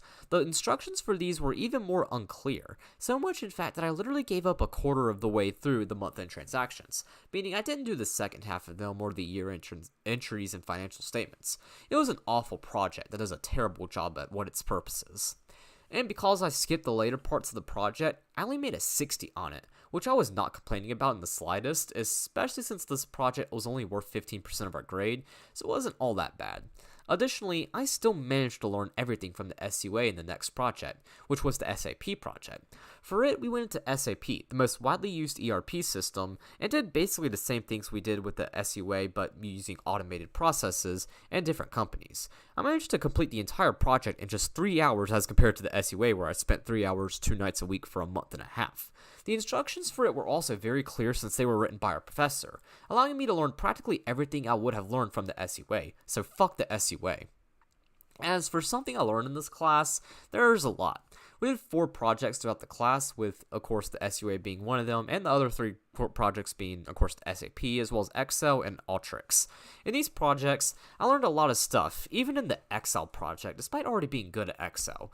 I'd say among these, the SAP project was where I learned the most. As mentioned, SAP is a large ERP system used by many companies across the world. It basically allows companies to combine each department's files and records into one system so that each department can work together. It's used quite extensively in accounting to store accounting information, and it's used to create financial statements. And despite not being very user-face friendly as many online websites or social media sites, it's not a hard platform to get comfortable with, allowing me to learn the system pretty easily, which was definitely a highlight from this class since I'll likely be using SAP in my job. Overall, I made an 88 in this class, giving me a high B. I probably could have made an A had the SUA not kicked my ass, but, I mean, the project was so rough that I'd have rather taken a B in this class just so I wouldn't have to continue working on it, which I think I made a good decision with. The last class that I want to discuss for this semester was Accounting 3325, which is Intermediate Accounting 3. This is the last intermediate accounting class that UNC Charlotte accounting students take. It goes over more special and unique cases in financial accounting, such as accounting changes and errors, statements of cash flows, accounting for income taxes, stock options, and more. It's by far the hardest intermediate accounting class, which says a lot because all 3 of these classes were very difficult. This class met on Tuesdays and Thursdays from 1 to 2:15 in the Friday building. As for my professor, unfortunately I didn't get to have the same professor I had for Intermediate Accounting 1 and 2. Instead, I had my Professional Development for Accountants professor, since he was the only one who taught this class. Anyways, he was okay, but I have quite a few grips about him. One of those being his inconsistency with explanations. What I mean by that is that he really despised our book, as he'd complain about it and say that we should do some things differently, which, if you ask me, I think he should just assign a different book if he doesn't like the way the book teaches the material, or just write his own book and use it for the class. However, the main reason he didn't like the book wasn't necessarily because the book was bad, which it was, but more because it didn't do things how he wanted them to do. On exams, he expected us to literally write a note below every single one of our journal entries explaining what we did, as well as label literally every single number when showing work. This might not seem too bad until you realize that because of this rule, nobody finished exams on time. Like, he could literally have us start early, and still we wouldn't be able to finish our exams on time because manually writing a label for every single number on the free response problems and labeling every single journal entry just took too much time and was allocated. Like, I'm not kidding when I said that nobody finished his exams on time, as with the exception of the final, very few people ever completed the exams on time, and the ones that did usually skipped a question or two. He also sometimes lied to us too, which I did not really appreciate either. I remember after our second exam, he said that he had his GA take the exam, and she managed to finish the exam in an hour and 10 minutes. First off, he was already using a horrible test subject since our GA was a master's in accountancy student who already took this class back when she was an undergraduate student. Secondly, I had a friend who went to the GA's office hours and asked her about the material on the exam, and she didn't know any of it despite it being relatively easy stuff. So it was clear that our professor lied to us about this, which only deteriorated our trust and respect for him. And it's sad because he's a great guy and a fun guy to talk to, but I can't really get behind him as a professor since I definitely think he needs to make a few changes. I did at least hear that he made the class better the spring 2024 semester, so at least he's identifying what he's doing wrong and he's fixing it. That's good, which absolutely respect, since most professors won't even be bothered by feedback. So for him to actually take that feedback and actually make the class better, definitely gives me some respect for him. That's absolutely good. So actually, maybe this class is better now. I'm sure it is now. As for a particular assignment, all 4 exams were very memorable since I had to study intensely for them as compared to Intermediate Accounting 1 and 2. But the one that was most memorable in my opinion was the final. It was a comprehensive exam that consisted of all material we did throughout the semester. However, unlike the finals from Intermediate Accounting 1 and 2, the written response problems worked differently. Back in Intermediate Accounting 1 and 2, the written response problems were only on the last chapter of each course. Meanwhile, for this class, the 4 written response problems could come from any chapter in the course, which really sucked since that meant that I couldn't just focus on the last chapter for it. At the same time though, since this last chapter was really stupid and didn't make much sense, it benefited me a little bit. Ultimately, I was given 2 problems from the last chapter, which was about accounting for income taxes. You might think that this would be an easy chapter for me since I did so well in tax, but it turns out taxes and financial accounting are a lot different and more confusing. The first problem was easy, and I did it 100% correctly. Meanwhile, the second problem was hard, so it sucked. Then I had 2 non-last chapter problems. The first one was by far what benefited me the most, a stock options problem. This was by far my strongest topic from the course, which I'll talk about later. Then the last problem was the worst one that I could have gotten, preparing a statement of cash flows. This is my least favorite thing from the course because preparing a statement of cash flows takes a ton of effort and steps, but yet my professor taught it so terribly and the book did a horrible job teaching it. As a result, on the third exam, I skipped it and lost a whole 18 points, but still made an 87 on it since I did so well with everything else. So in the final, I did the same thing, just that instead of putting nothing, I just simply answered with no, which I thought was kind of funny. As for everything else, it was pretty straightforward. I'd go on to make an 80 on the exam, which I was pretty happy with since it was a tough exam. As for something I learned in this class, there's a lot, as I think I learned more in this class than both Intermediate Accounting 1 and 2 combined, but I'd say the biggest thing was definitely stock options and earnings per share, EPS. I recall these things especially because I got really good with these topics, so much so that me and my friends would joke about how I was a god at stock options alongside statistics and taxes because I was that good with stock options. In fact, I even made a 99 on the second exam, which was the exam that stock options were on, just because I was so good at them.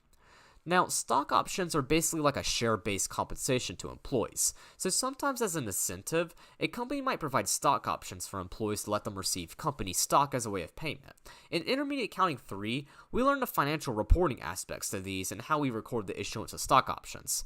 Now, when it comes to EPS, we talked about how we calculate both basic and diluted EPS. Basic EPS is what most external users focus on, as it tells users how much in net income a company makes per share of a common stock outstanding.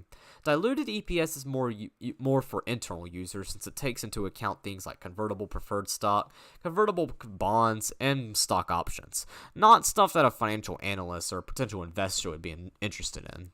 Overall, while my professor could have been better, I did pretty good in the class with an 86 in my final grade. In addition to that, I also learned an absolute ton, so I consider this to be a very successful class.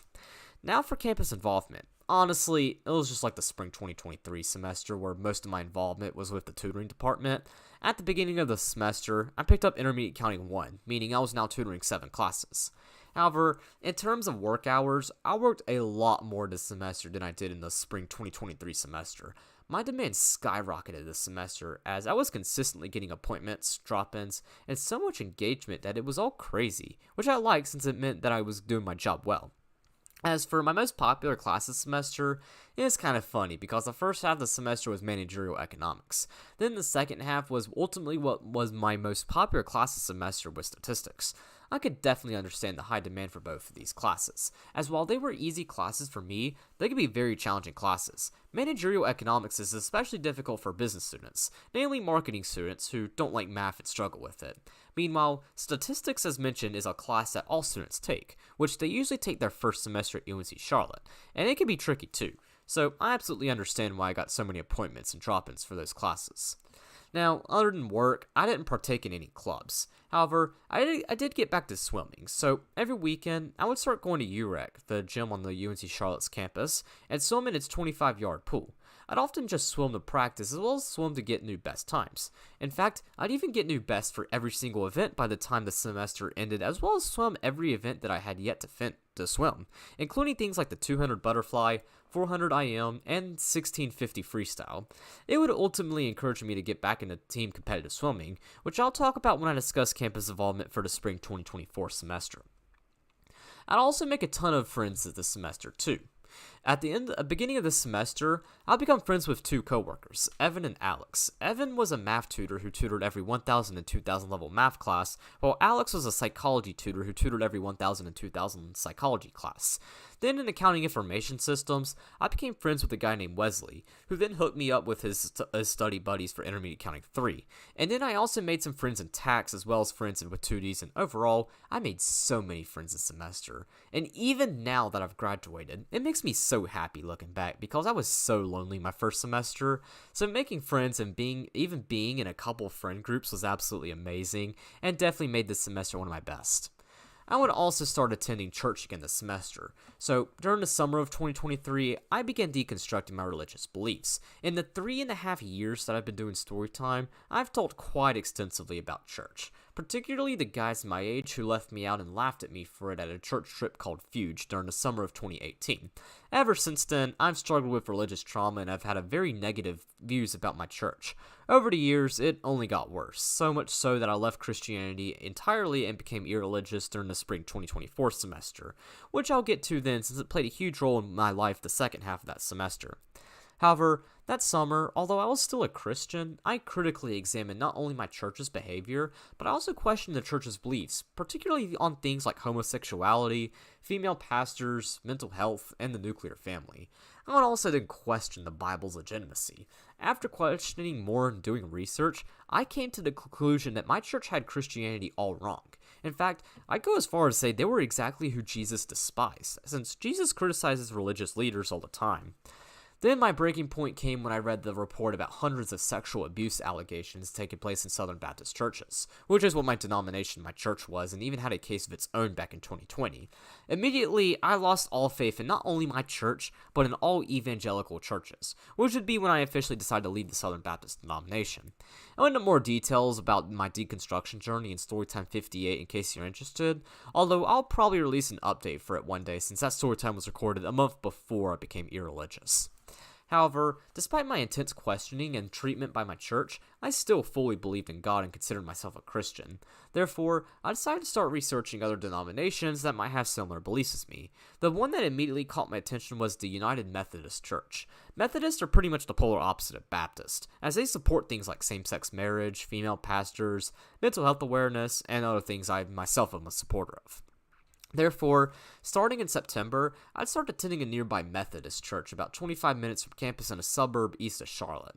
I'm sure if members of my old Southern Baptist church found out I went here, they would have a heart attack from the things my church did, which only reassured me that I was going to a good church since if my parents' church disapproves of something, it's probably a good thing. The church also did a good job at putting my religious trauma to ease. While it wasn't enough for me to leave Christianity entirely, they still did a good job at preaching a be like Jesus approach and even advertised things like mental health resources, something I'd never see at my old church. Meanwhile, at my old church, I was taught that the Bible is what we must dedicate our lives to, and if we disagree or were confused by anything from it, it was because of a lack of faith. They also taught us that self-care practices like setting boundaries were dangerous because they would prevent us from serving God and make us selfish. Again, completely bullshit claims since my old church is a cult. I'd ultimately attend this church throughout the fall 2023 semester and the first half of the spring 2024 semester. But nonetheless, I'm grateful for this church's support in showing me that religion in itself isn't bad. It's the religious extremists such as my old church who made it bad. I'll talk more about leaving Christianity when I talk about campus involvement for the spring 2024 semester. Alright. That's all I have to discuss for the fall 2023 semester. Move-out day worked just the same as the fall 2022 semester, as I just simply brought some stuff home, stayed at home for a few weeks, and then after break, I moved back in to start the spring 2024 semester. So moving in for the spring 2024 semester worked very similarly to moving in during the spring 2023 semester. Since I was staying in the same hall, I simply could just return whenever I wanted to. I had to move in a little bit early too for tutoring orientation as well. Therefore, I chose to move in on January 2nd, to give me enough time to rest and have enough time to get settled in before orientation. So that's what I did. As for roommates, I would have two of the same roommates from the fall 2023 semester. However, I would have one different roommate. So one of my roommates from the previous semester graduated, he left, meaning his room became vacant and open for a new roommate to move in. As for the new roommate, my god was he an asshole. He basically had a habit of blasting music pretty loudly at terrible times of the day. And by terrible times, I mean his music kept me up through 3 a.m. and then woke me up at 8 a.m. since he was in the room next to mine. And the worst part is that he never really did anything to control his noise, as he'd often even leave his door open when blasting music, making it louder. In fact, there were times where I'd have to quench my ears because his music was so loud and obnoxious. He would only control it if me or the other roommates told him to keep the noise down. But still, it was obnoxious, since no matter how many times we told him, he couldn't keep his music down for the life of him. Of course, as you might expect, he mostly blasted rap music since almost everyone who does this shit blasts rap, but still, he was so fucking annoying. I'm genuinely surprised he never got a noise complaint, although I probably should have filed one since his music was always obnoxious. Alright, so now let's talk about the classes I took this semester. I took 5 classes totaling to 15 credit hours, the second most I took in a single semester, which would suck since the classes I took this semester were pretty rough, especially since most classes had limited spots available with a limited number of professors, meaning I didn't get to choose which professors I wanted. Anyways, the first class I'll talk about is Economics 3122, which is Intermediate Microeconomics. This is an upper-level economics class that I took as one of my elective courses for my minor. It's honestly relatively the same as managerial economics from the previous spring, but more pure economics and a lot less math. This class met on Mondays and Wednesdays from 2:30 to 3:45 in the Friday building. By the way, all of my classes this semester, with the exception of strategic management, took place in the Friday building. As for my professor, she was interesting, and by interesting, I don't know what the fuck was going on in this class, because the way she explained things never made any sense to me. In fact, whenever I tried to listen to her explanations, she would make things even more confusing. Like, I felt like that she was literally trying to make things more fucking difficult than they had to be. For example, when we were going over cost, that calculate total cost from average total cost, you simply multiply the average total cost equation by the quantity.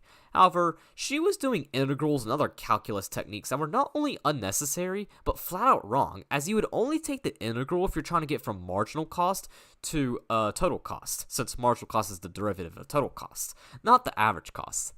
As a result, this class had an extremely low attendance rate, often only around 10 of us out of 40 students attending on any given day. Sometimes there would only be 6 of us. Yeah, nobody attended class just because our professor overcomplicated things too much, which is a shame since she was always a fun professor to talk to, but as a teacher, I can't say that she was that good. As for the most memorable assignment, that would have to be the final exam. So the exams in this class were fairly easy to study for, as the majority of exam questions came directly from our homeworks and chapter quizzes. Therefore, if you simply studied those, you were pretty much guaranteed to pass the exam. She also let us bring a 1-page cheat sheet, so I and everyone else would just write the homework and quiz questions on our sheet. However, one big complaint that I have about the exams is that for whatever reason, they were all worth different portions of our grade. Like, our first exam was 15% of our grade, the second exam was worth 14% of our grade, and the final exam was worth 25% of our exam. What makes this more strange is that our final was not cumulative, so it's weird that the final was worth a higher percentage. Anyways, as for the finals material, it was actually the easiest material throughout the class since almost everything on it was taught in managerial economics.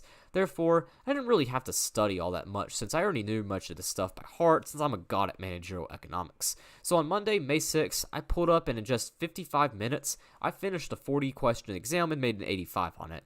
That was my raw score, as later that day, my professor went in and curved everyone's score, so my final score ended up being a 93, which ended up being the second highest score in the entire class, so I did pretty well.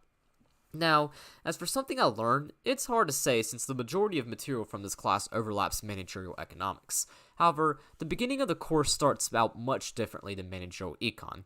Since this class is more of a pure economics class rather than an application class like managerial economics, it started by talking about the theory of consumers. This theory deals with how individual consumers make decisions and measures utility, an imaginary measure that is quite hard to explain. This is also my least favorite topic in economics just because of how theoretical and inconsistent it is, as different people have different preferences and might have different measures for utility. But nonetheless, Nonetheless, I still learned quite a bit in this class, especially since I had not seen this class since Principles of Microeconomics back during the summer of 2022, so it was at least cool going back to this topic and seeing it in a more in-depth perspective. Overall, I did great in this class, making a 97 in it thanks to some extra credit, trying this class with Principles Accounting 1 and Statistics as the second highest grades I made while at UNC Charlotte. Now, the next class I want to discuss is what I consider to be hands down the hardest and worst class I have ever taken at UNC Charlotte, that being Accounting 3350, which is internal auditing, or audit as I'll refer to it as. So just like how many students go into public accounting and do taxes, many students also go into public accounting and do auditing, and that's what this class is for. It's basically introducing us to auditing and how auditors do their job. It met on Mondays and Wednesdays from 4 to 5:15. As for the professor, he was hands down the worst professor I've ever had at UNC Charlotte besides my Western History and Culture professor 2 years prior. Where do I even begin with how awful this professor is?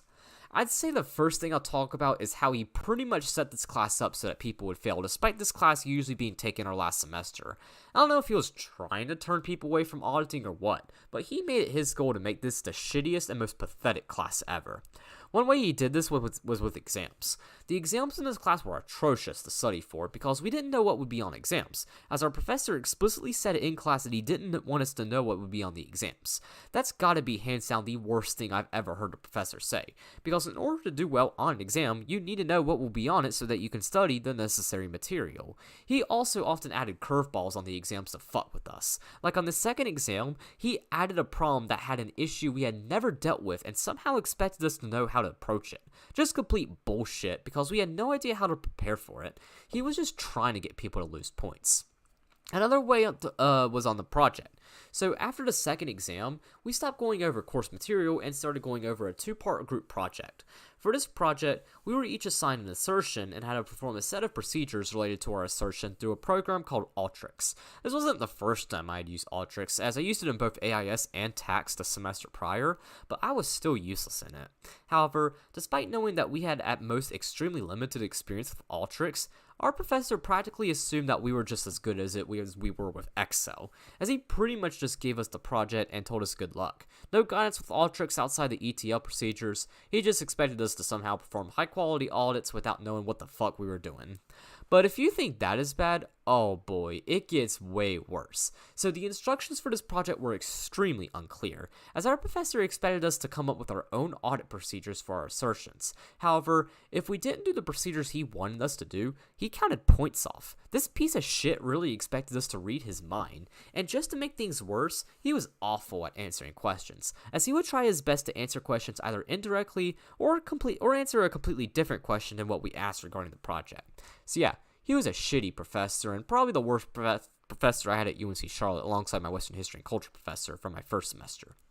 As for the most notable assignment from this class, it would definitely have to be the first part of the project. So the project was split into two parts, revenue and expenditures. I didn't struggle much with the expenditures part since I was comfortable with Alteryx by then, but the revenue part was when I was really struggling and stressed out.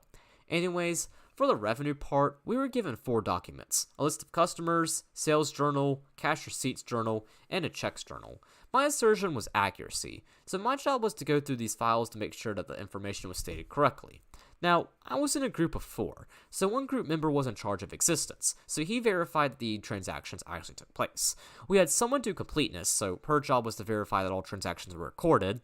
Then we had someone do valuation, so her job was to verify that the information was presented accurately on the balance sheet and that the estimates were accurate. We got to choose who we wanted to work with. We as a group chose to work with each other since all 4 of us were friends and previously took both tax and intermediate accounting 3 the semester prior. Anyways, as you might expect, working on this project was obnoxious as fuck since our professor wasn't helpful at all and the instructions were very unclear. Therefore, me and my group struggled immensely on it. We also stressed out about it too, especially me since even though I only needed a 46.5 on this and the second part to pass the class, I was still scared about not even scoring that. Ultimately, however, we prevailed and got through it. However, after submitting it, I realized that I fucked up big time, as two of my procedures were actually for valuation and not accuracy. As a result, I became super stressed out for the next week until eventually our grades were revealed, where I ended up making a 96 on my individual part and we as a group made an 88. I was super happy about this, especially since I was expecting around a 25. Not only was I no longer at risk for failing the class, but I was in the B range. And that's what happened. After pulling through with the second project, my grade in the class ultimately came out as an 85, giving me a solid B in this class. Believe me, that B was probably the most satisfying B I've ever made in the class, since I was scared about even failing the class. Now, as for something I learned about this class, other than learning that I absolutely never want to work in anything related to auditing or assurance, one thing that will definitely stick with me are the management assertions. So management assertions are basically claims the company management makes to the auditor is trying to test against. So similar to like a null hypothesis from statistics, which is why I found this portion of the class interesting. I was also told that this was going to be a big part of the second exam, so I drilled the assertions straight into my brain to the point that I had each assertion's definition memorized word for word and knew all examples of them, which helped immensely since the second exam was actually assertion heavy. So if there's anything I'll take away from this class, it'll absolutely be assertions. So yeah, that's audit. God damn, this class is absolutely awful thanks to my professor trying to be a dick, but I pulled through and even made a B, and as a result, I'll never ever have to take this class again, nor do anything in audit as well, which definitely makes me feel very happy. The next class I'll discuss is Economics 3123, which is Intermediate Macroeconomics. So Intermediate Macroeconomics, as you might expect, basically takes principles of macroeconomics and goes much more in depth. So we pretty much took things like GDP, inflation, and unemployment and built off those topics. This is actually a really weird class compared to the other economics courses I took at UNC Charlotte, since it was taught differently, which I'll get to why in a bit. This class met only on Mondays from 5:30 to 8:15, which was really tiring since 3-hour night classes are not my thing, so I found myself bored pretty much every class just because I can't sit there for 3 hours straight. Anyways, the professor was pretty chill. He had not taught a college course in 20 years, so he was trying to get into the swing of things, and this semester proved to be a very experimental one for him. He also taught part-time, as he was a macroeconomist at the Federal Reserve of Richmond, Charlotte office, and he often worked with the material discussed in the class as part of his job. However, unlike other economics courses I took where we were taught how to do economics and calculations and stuff, our professor took a different approach, as he instead taught us how to analyze and interpret models. So rather than doing calculations, we instead focused more on models and discussed building them, interpreting them, and some theoretical stuff with them. Even though he only taught us this way since he forgot how to do the calculations, I still thought it was a really unique way of teaching the course and was a pretty good way of doing so because modeling and analysis are important skills for economists, as they need to be able to explain and visually present their findings in a graph. While we worked with graphs in our principles classes and in econometrics, we never focused on actually building models and interpreting them, so I think this class is a good way of introducing us to them. As for the most memorable assignment from this course, that would definitely have to be the analytical report. So at the end of the semester, we had to pretend to be Fed advisors and write a report detailing the current state of the economy, current monetary and fiscal policy procedures in place, and a recommendation for monetary policy changes. For it, we had to write at least 1,000 words and present at least 8 paragraphs, so this is a really tied into the whole analyzing and modeling part of the class. Throughout the semester, we did a multitude of homeworks where we gathered Fred data and manipulated it on Excel in order to provide data useful for this project. So much of the data was already done. We just had to analyze it, interpret it, and apply it for the report, making it not a hard report to write at all. I personally had a lot of fun with this report, even going as far as building econometric models and providing regressions to predict future macroeconomic outcomes. I was then able to use my findings and current monetary policy regulations to enact my suggestion for what the Fed should do, which I'm not going to state since it might be a little controversial, but I still defended it hard and provided great evidence for it. I ultimately made a 94 on this project, only losing points because I used 2% unemployment rate as the long-term ideal unemployment rate rather than the 4%, which somewhat skewed my suggestions, but I still defended it well and used my models perfectly. As for something I learned in this class, probably the main one has to be the Solow model. So the Solow model is a long-run model that depicts how labor, capital, and depreciation are correlated with money supply, and how it affects the steady-state inflation rates. It is a pretty cool model that we focus on a lot during the first half of the semester, I got pretty good at. Overall, I did pretty good in this class, making a 94 in it. This is a good class, but it was a really boring at times just because of the timing and exams. Exams were also scary too, since I usually didn't know what to expect. Anyways, the fourth class I took this semester was Accounting 3330, which is Managerial Accounting and the Decision Process, or just Managerial Accounting as I'll refer to it as.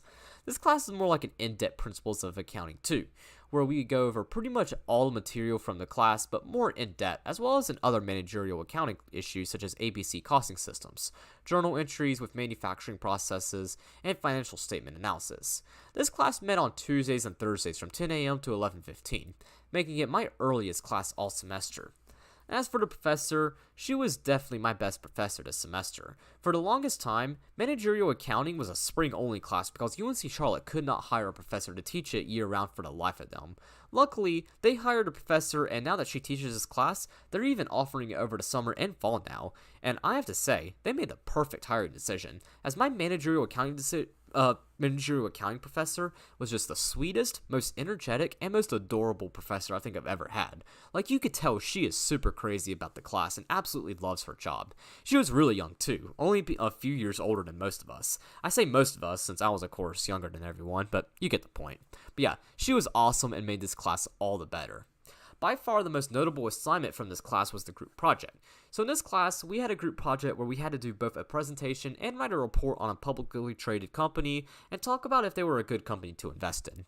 We had to do a financial statement analysis on the company. So we looked at their income statement, balance sheet, and statement of cash flows. Afterwards, we analyzed their stocks and bonds and compared them with the S&P 500 and US Treasury bonds. My group did Capital One. So for this presentation, we basically went over Capital One's financial statements, comparing them to the year before and comparing their financial ratios like earnings per share and return on equity with other banks, and looked at their stocks and bonds. The presentation went really well, as me and my group all did pretty good and were prepared. Then for the report, I voluntarily did most of it, since I was the most knowledgeable of how banks work thanks to my economics background.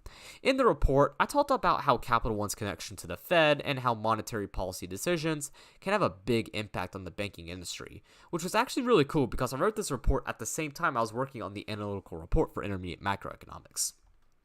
I then discussed the financial statements as well as financial ratios, and then I looked at Capital One's investments, comparing their stocks to the S&P 500 and their bonds with US Treasury bonds. For the stocks in S&P 500, my group was interested more in the highest returns rather than highest risk, since we were going to hold these investments as short-term investments, called trading securities.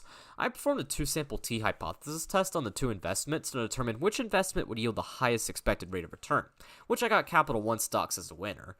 Then for comparing the Capital One bonds to US Treasury bonds, me and my group were more concerned with volatility since they were going to be more held as long-term investments, called held-to-maturity securities. For it, I performed a two-sample F-hypothesis test to determine which investment would be the safest bet, where the US Treasury bonds were the winner. So we ultimately decided to invest in Capital One short-term. But long-term, we would invest in US Treasury bonds. Overall, I was extremely proud of this paper, as I worked really hard on it and got to utilize my statistics and economics background in a class that doesn't really touch on either. Our professor was also super impressed with this report, even saying that we created a new standard for her future students and gave us a perfect 100 for it while giving us a 96 on the presentation. As for something I learned in this class, there's actually quite a lot I can touch on, but I think the one that will absolutely stick with me is as basic as it sounds, the journal entries. I don't know why, but when our professor started introducing us journal entries and how they applied to managerial accounting, that really clicked to me, since that's what I'd been doing for the past 3 semesters in my intermediate accounting classes. So that's what I would probably have to go with. Overall, I did pretty good in this class, making a 94 in it. While I had over 100 in it all semester long thanks to extra credit, I made a 52 on the final since I didn't study for it at all. To be fair, I didn't need to study for it or do well at all since I had only needed a 29 to keep an A in the class, so I didn't let it bother me at all, but I'm still really satisfied with this class, and especially the professor. Last class I'll be discussing for the spring 2024 semester is Management 3280, which is Strategic Management. Strategic Management is the capstone class that all Belk College of Business students take their last semester at UNC Charlotte once they have completed all their business core classes. So it's kind of fitting for those for this to be the last class I'll be discussing in Storytime. This class basically went over strategic and long-term decisions such as offshoring and outsourcing, becoming an international corporation, entering new markets, leaving bad markets, that stuff. Basically, decisions that you would expect senior management or top executives to make. This class took place in the Cameron building on Tuesdays and Thursdays from 4 to 5:15. Although starting in February, we stopped having Thursday classes, so this became a Tuesday exclusive class starting then. Anyways, the professor was pretty cool. He was pretty enthusiastic about the material and always had the class engaged. Me, two of my audit group members, and a girl who I had hacks with the semester before were in the front row. So he learned our names pretty quickly and became close with us, and made fun of us quite a bit for all being accounting majors, which made the class more interested since I was being made fun of by a professor. Probably the most notable assignment from this class was the final. So exams in this class were kind of like assignments where there was a due date and we took them outside of class. So we could take the exams whenever we wanted to. However, the exams were taken on Lockdown Browser, a UNC Charlotte sponsored malware. We also had to take the exams with a webcam camera since these exams were meant to be closed note and closed book, which was obnoxious. Nonetheless, at least we could still take the exams whenever, which I always really liked. Now, the final exam was a cumulative exam consisting of everything from the course. However, prior to taking it, I had a suspicion that many of the questions on this exam would be questions that came from the first and second exams, since many of those exams questions also came from the quizzes. So I studied the first two exams, and to my sheer luck, many of those questions were on this exam, so I got lucky there. But even more memorable than that, the time I took this exam was really hilarious and made me a meme across my friends, as I started this exam at 2:12 in the morning. Most people wouldn't ever take an exam this late since they're usually tired, but I'm a big night owl, so I figured why not. And it actually worked in my favor, as despite taking it so late at night, I finished the entire 100 question exam in just 35 minutes, giving me a 2:47 a.m. as my submission time. To top it all off, I made a 93 on it, so it was definitely worth it. As for something I learned in this class, probably the main thing that will stick with me is the ethical leadership chapter. This is by far the easiest chapter in the class, but it was definitely the most important chapter. It pretty much went over how a leader should act, how they should lead, and how to be an effective leader. I thought this was a cool chapter since it described the types of character traits that successful leaders possess, which can be applied even outside a managerial realm. I was especially really intrigued with how our professor and the book encouraged learning organizations, which are organizations that encourage innovation and creativity, something not really seen much in most organizations, but could be a good way to discover competitive advantages. So I really like this part of the class. Overall, I did great in strategic management, making a 91 in the class. I was originally expecting a B in this class, but since I did much better on a project than anticipated, I pulled through an A in this class. So those were the 5 classes I took this semester. These were not easy classes, but I pulled through and made an A in all of them, except audit, where I still made a B in, so I had a very successful final semester grade-wise. But outside of drop-ins at least. For appointments, I was still really popular with appointments, as I was always booked very quickly for them. I didn't pick up any new classes for tutoring, but I still saw high demand for all 7 classes I tutored.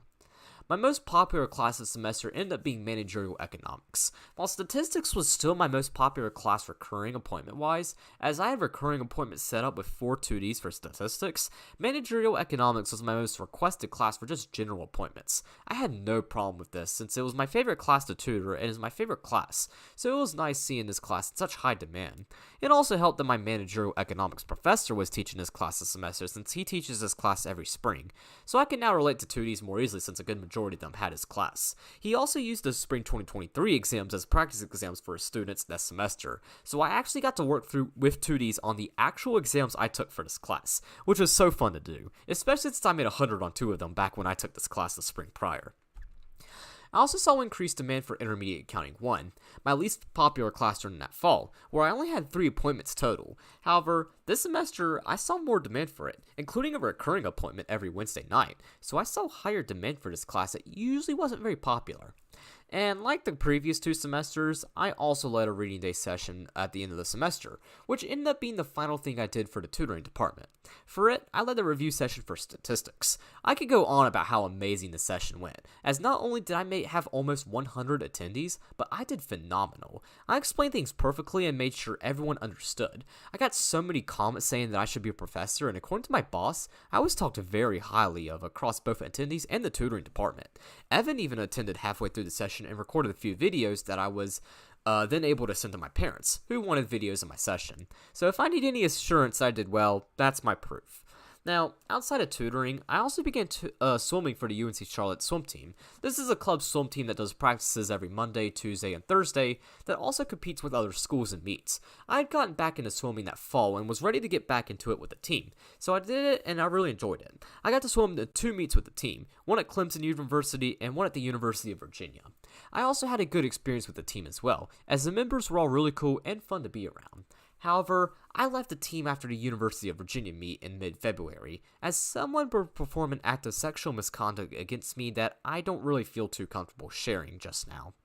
I'll probably share it when I write my story time about the spring 2024 semester, but for now, I don't really want to share it since it is quite disturbing and dark. I wasn't full-on sexually assaulted or anything like that, but it still made me extremely uncomfortable, so much so that I didn't feel comfortable swimming with the team anymore, and since the perpetrator continued swimming. So I left the team and after the meet and stopped swimming entirely afterwards. Nonetheless, I have nothing against the team as a whole since it was just one individual person who did this, so I'll still say that my experience swimming with the team was positive. Now, moving on from on-campus activities, let's talk about church. So as mentioned earlier, the spring 2024 semester would be when I decided to completely ditch my Christian faith in favor of becoming irreligious. All my life, I had mostly negative experiences with church, Christians, and religion entirely, causing me to develop religious trauma. While I was fine with the Methodist church I was attending, I was also having issues even believing the Bible, as the Bible has so many inconsistencies that I feel that churches overlook, in addition to manipulating the Bible to fit their perspective. Therefore, I decided that after almost 2 decades of being a Christian, I was done. In late March, I had made that decision, and since then, I've been irreligious and happy with it. Now, I hadn't met anyone or made friends with anyone at the Methodist church, so deciding to drift away from the religion was fairly easy to do since I didn't have anyone who I saw every Sunday.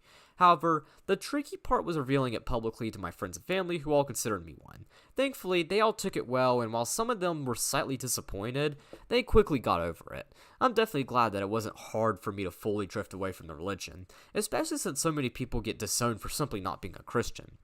Now, my old church does not know about me becoming irreligious, which is probably a good thing because I'm sure if they did, they'd probably blackmail me or pull some fucked up shit just to get me to quote-unquote repent.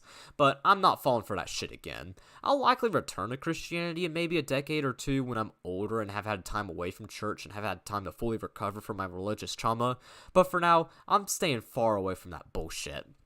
Now, even though I'm not a Christian anymore, I still think quite a bit about Christian beliefs, the biggest one being hell. No matter how many times I remind myself that there's no way hell could possibly exist, I still get scared by it since I've been told that non-believers go there since I was 4 years old.